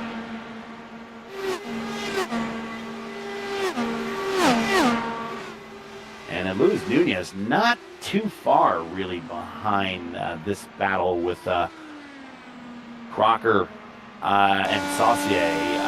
Nunez, you might just actually see him in the distance coming off the corner. Actually, we're riding with him here now. Those little dots just in front of him, those are the guys that are battling for position that we were just watching. Nunez 2.5 seconds behind Marshall as one of them just blinked out. Nunez looking to put a couple more cars a lap down. Right now, top 7 on the lead lap with 19 to go. I think Nunez not concerned if there's any technical issues in front. He's just concerned on will they keep it green, be able to race it on out here. He's been able to dominate the long run here tonight. Has been fast, has minimized falls to about 7/10 majority of the race. He's just been able to take care of his stuff, Gary, and that's been the key. Making sure you can survive long run, and that has been the critical part to Nunez's race here in Texas. If he does make it the victory lane, we'll have to ask him what the strategy was to save these tires, because everybody was in the same boat for the first couple of stints. And you know the strategies had to change midway through this race for a lot of teams. Okay, I'm not going to be able to do a hard 60 or a hard 50, but I could maybe do a light 50 and a light 40. So we're talking stint life with a number of laps. So we'll see what he discovered and what he decided he was going to change his strategy to. Last time he pitted lap 203. He's good to go to the end. 17 to go here. Nunez, Altena, Santos, your top 3. Solwith, Watson, Saucier, your top 6. Remainder of your top 10 is Crocker, Sarah, Kinder, Lindy. That is your top 10.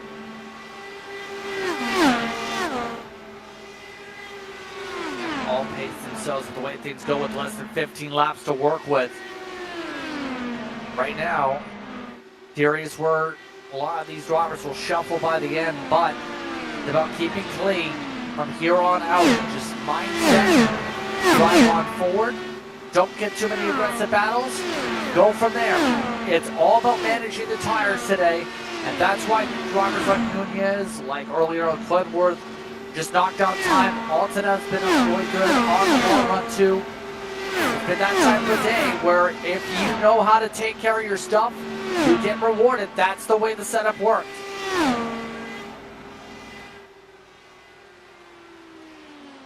There is Julian, watching him. He is now in second spot, the defending winner from the last event here. Looking at another podium finish. Started 12th, up 10 spots. Edson Santos, he's been up front all day today now. He's been kind of to the back, to the front, to the back, to the front. But now he's in position. Actually, he's not that far behind Julian and reeling him in actually right now. 9/10 of a second for the battle up to second.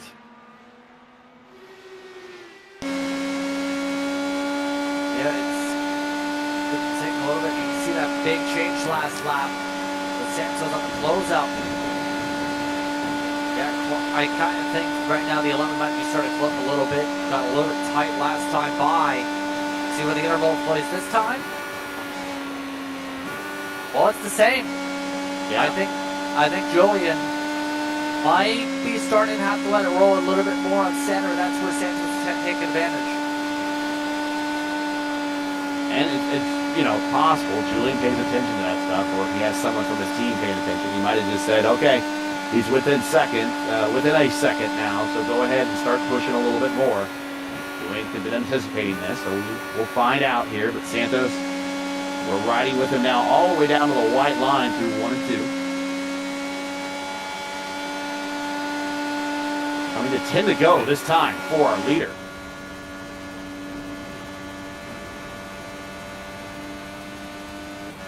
Our leader is in the middle of some lap traffic as well. In fact, he has reached Marshall Crocker, who is 7th on the racetrack. We're riding with Edson Santos, trying to run down Julian. And Julian's preferring to run the high line in that sequence. So the air groups that we talked about closing up together. Right now, the Northern Nightmare Motorsports machine about to fall a lap down. Nunez getting blocked off a little bit. Going to have to fight it. Now, if I'm Crocker, I've gone 200 and almost 250 laps. I'm going to fight tooth and nail with 8 laps to go now to stay on the lead lap. I do not want to go down the lap at this point in the race. But he might have to concede that, and he does. I think the rule is you have to concede at that point anyway, is it not, with under 10 to go? I would hate to have to go that long and all of a sudden, now I'll give it to you. Seems like such a waste, but that's the rules and regs of the league. So Nunez, who still continues to lead, he is now lapped up to P6.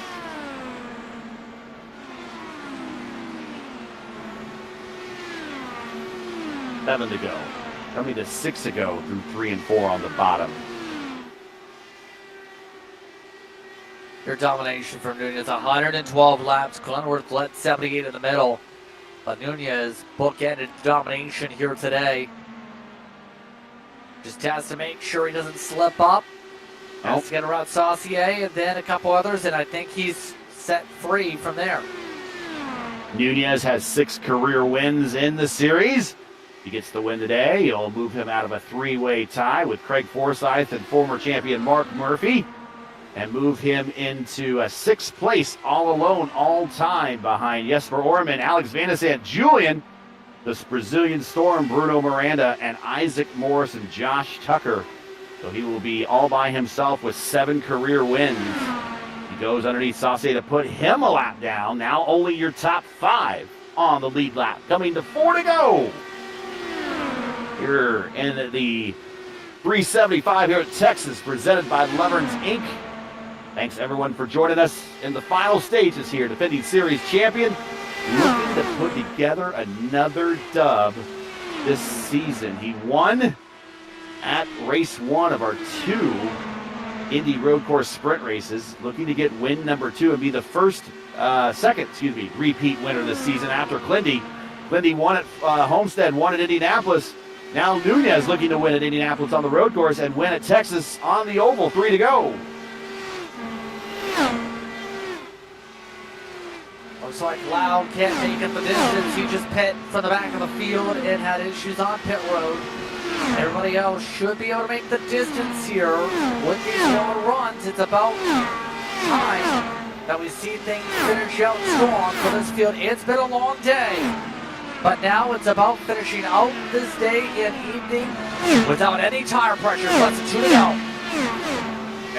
Now he's like, I want these tires to get through these next couple of laps. I don't need a blown tire now. 10-second lead. White flag in the air this time. Dominating day for Nunez. Ready to cap it off. 119 laps led by the end of this one.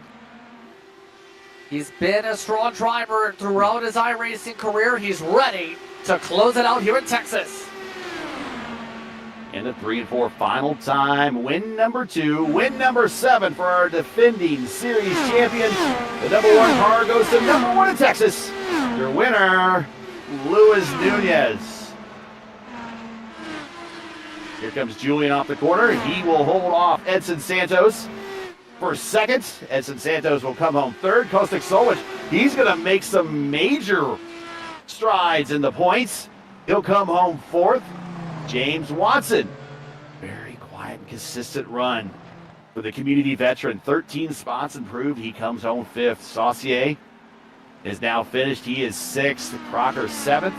DeSera eighth.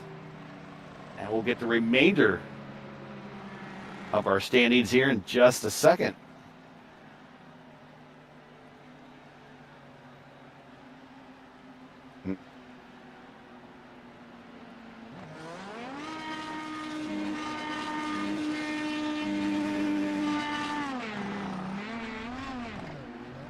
All the way to the grass. That's not where it usually burn out with this type of car.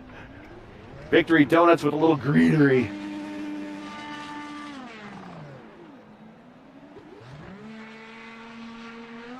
Come on, Lewis.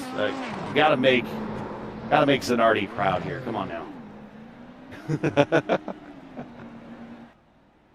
And here are your results here from the Texas 375 presented by Loverns Inc. With the sky shot over the Metroplex. Luis Nunez with the win. Julian Altina second. Santos third. Solwich fourth. And James Watson, your top five. Then we got Saucier, Crocker, DeSera, Kinder, and Clindy. Clindy, despite a bad race with a mistake on pit road, still brings home a top 10. We'll see how bad the points difference is with his 10th place finish, but it's top 10 nevertheless. Fiolis, bit of an adventuresome race for him. 11th, Coker in 12th, Dufresne in 13th, Mason Mitchum in the Rocket Pop Machine in 14th, Christensen in 44, Nation representing in 15th spot. Then we have Hatsima, Van Gaspel, Law, Jeremy, and Inch, your top 20. And on the final page, we got Strauss, Brewer, and Jensen, the remainder of this 23-car field here in Texas.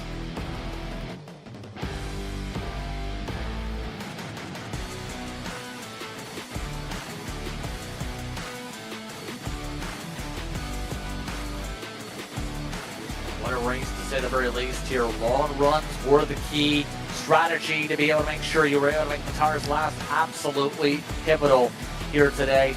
The drivers who preserved their equipment the best, again, were a bunch of your front runners, to say the least, Gary. Yeah, one caution. I mean, we heard nothing but hang on and bring out your popcorn for this race. The drivers are going to have their hands full. And they did. Stint 1, stint 2, they really had their hands full, but after that, they're like, okay, I got to do this. I got to dial it down a little bit, maybe lift a little bit going into the corners, let these tires live a little bit longer. And we didn't see as many repeats of the problems that we saw on stints 1 and stints 2. So it only turned into a 375-mile race with one caution. So these guys are probably pretty well spent and probably are pretty happy to be done with this race. Waiting for those to come into the interview room for an interview. We're going to see if Nunez comes in as well. Altina's waiting. We'll bring him in shortly. Santos will be waiting for him. So if our producer wants to bring down whoever he likes, we'll get the first interview underway. And here is our winner, Luis Nunez, win number 7 in his Velocity Online racing career. Win number 2 this season, first on the oval. Luis, a bit of a interesting race today. The story was tires, and I think everyone kind of had an adventuresome first 2 stints, trying to figure out how long these tires will actually last. What did you learn? You were kind of bit early a little bit too. What did you learn, and how did you adjust your style in order to make your tires last longer to get into these later stages so you actually had a little tread left to bring home this win? Yeah, I knew it was about to be a tough race with the tires. Well, especially this track is always bad with them. But yeah, other than it was pretty hot. So yeah, I just decided to take it a bit easier. The beginning of the scene to not overheat the tires and yeah, just go longer than them. So yeah, pretty good race. I'm pretty happy. Other than that, only one caution. How you feeling? This wasn't an easy race. I would imagine a little worn out. Were you surprised with only the one caution? Well, I want to say yeah, because it wasn't an easy combo. So yeah, I also want to congratulate every driver here because they've done it pretty well, um, keeping the contract. So yeah, pretty surprised, but I think that it was that way. Win number 7. You're now, I think, all by yourself, all time, in 1, 2, 3, 4, 5, 6, and 7th spot now. So you broke yourself out of a 3-way tie with yourself, Craig Forsyth, and Mark Murphy with 6 wins, and you're all by yourself, just 1 win behind Josh Tucker, 2 wins behind Isaac Morris, and then we start getting into the top 5, kind of your Scott Dixon territory in real world IndyCar. But how you feeling for the rest of this season? We got 1 more road course and 2 more short ovals. We haven't had an update in points yet, but you're 3rd in the points, and after today, you might actually be 2nd in the points. How you feeling for now? Even getting 1 less start than everyone else, got to be feeling pretty good looking at this last stretch run. Yeah, next race or Atlanta, I hope it's gonna be a good race for me. Because yeah, I feel like in the next 2 short ovals are gonna be struggling a bit. I'm not pretty. I like a bit of experience with this car in short ovals, so yeah, hopefully I can win next race and then just stay in top 5, top 3, and I'll be happy with that. I'll take it. Shout outs, friends, family, sponsors, anyone you want to say hi to. Yeah, thanks to my team and the guys majors for training with me and preparing the races together. So yeah, thanks to them as well. All right, congratulations. Are we going to see you in the Pro Series race later this week? Oh yeah, absolutely. All right. I want to be there. All right. Well, best of All right, luck in the guys. Pro Series. We Thank will you. see you there. Congratulations on the win. 2nd win this season. 7th win overall for our defending series champion, Luis Nunez. Win here at Texas. Now bringing into the booth here for a 2nd place interview is the admin, the host with the most here, Julian Altena. And we'll hand it over to Justin Prince to get the lowdown from Julian, who might have been doing some evil cackling today. I don't know. Yeah, good question to start things off here. How do you feel about the setup, especially with the aggressiveness on the tire wear? Yeah, it was by design, to be honest with you. We're trying to get as realistic as possible within iRacing, which is incredibly hard to do, let's be real. But yeah, tire wear was insane today. Like I said, as it was intended to do. I thought it was a really good race, really clean. Yeah, you would expect with races like this that people really turn up the aggression, but I was positively surprised that wasn't the case. Everybody was really smart about it, and they finally listened for a change to the driver's briefing where they are told to calm their stuff down and just realize it's a really long race. But yeah, really happy with 2nd. First finish on an oval this season. All of them have been DNF so far. I've had a 4th at Indy Road Course race 1, and then race 2 I won. So finally another podium too. But yeah, I'm just really happy to finally finish an oval race this season because really the last year and a half have been really tough for me on ovals, and it's actually getting quite depressing how often I can't finish races for one reason or another. Most of the times it's out of my control, but like I say, really happy with 2nd. Absolutely here. So in this race here, how difficult was it to close up some of these packs here too, and the way things shaped up? Because things separate out a lot with that tire management you had to factor in too. Yeah, 100%. The start of the stint wasn't too bad. Like you could really pass and overtake people pretty much at will. But after 20 laps or so, the tire wear really starts to kick in, and it gets really hard to follow because you need the grip of the tire to kind of stay close. And if you can't stay close, you can't even get close. So yeah, it was definitely an interesting dynamic how it all played out. But like I keep saying, it was intended to race that way because it basically works that way in real life too. The only thing I would really change about this race as well was that at the end of the run you could follow easier, but also the outside lines aren't as OP as they are. I thought the setup did a pretty decent job at kind of nuking that. It still worked to an extent, but nowhere near as much as it usually does. But yeah, that did quite help to get through those lap cars. I have to say everybody really behaved themselves too, which really helped and not made things very difficult for everybody. At least for me personally, but from what I've seen, nobody really had any issues with lap cars. So yeah, just really pleased to see 23 cars again this week, and hopefully we can keep that up. So speaking of next time up on the schedule when it comes to the series, well, it's going to be off and away to the road courses again. Road Atlanta. How do you feel about Road Atlanta? Yeah, it's a track we've run, I believe, once before in season 11. I can't remember from the top of my head where I finished. Maybe Gary does know that stat because he covered that race. But yeah, I remember being on pace quite well there at the front of the field, probably behind Bruno Miranda at that time in the series. But I do believe I was, if I wasn't second, I was close to being second best that day. So yeah, just going to be interesting to see how it shakes out this season because we have a lot of drivers who are either improving a lot or have improved a lot. And of course, we also have Luis Nunez, who did do a really good job at winning the race today, by the way, but he's incredible on road and street courses. So it will be interesting to see how that plays out. But yeah, Road Atlanta, I love driving the track, so we'll see. Any shows you'd like to give here today? 100%. My girlfriend, we celebrated her birthday today. It was her birthday last week, but we celebrated it today with the family on her side and everything. Had a great time. And yeah, I want to thank her for being by my side all the time and supporting this incredibly weird hobby that I have for driving virtual cars. You guys, it's great to finally talk to you, by the way, Justin. I've watched some of your stuff. It's pretty cool to have you here. Gary, you as always. Howie can't talk, but thank you, Howie, for the production and Nolan for getting it all together. Everybody who, yeah, we don't know. But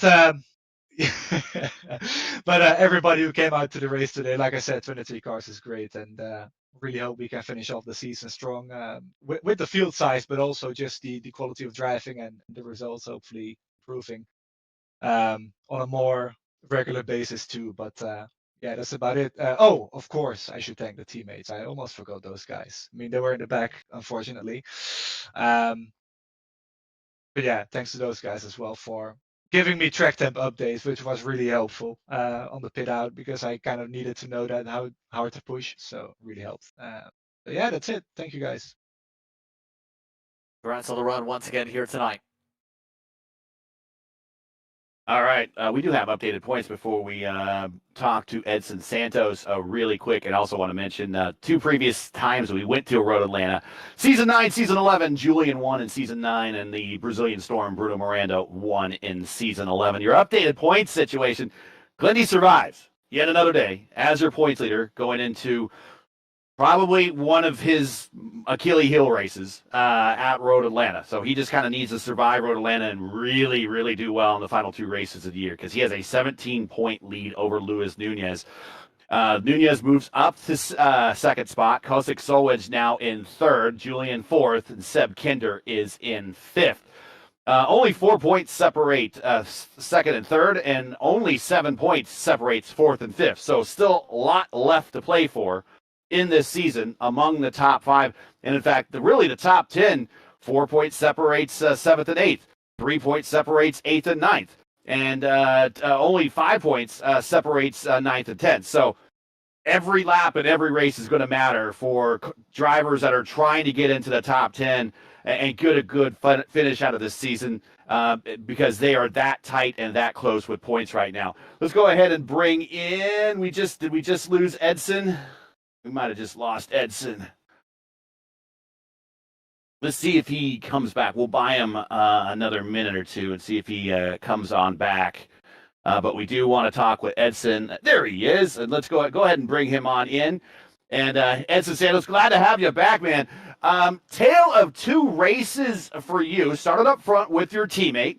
Fortunately, your teammate had a bit of a long day with the issue that brought out our only caution, but we saw you start up front, try to work with your teammate, and then go to the back when the tire wear became an issue for you. I think you learned some stuff over the first couple of stints that was able to help you rescue your race. And it was like a tale of two races, a very kind of medium mid-pack first half of the race, but the second half of the race, boom, right up there on the podium, kind of a typical Edson Santos type race where at the end you're on one of the steps. Yeah, I get glad because we could make the first row and on quali, and I thought it could be interesting for me, but I know Julian put some practices on our racing for us and encourage us to take part.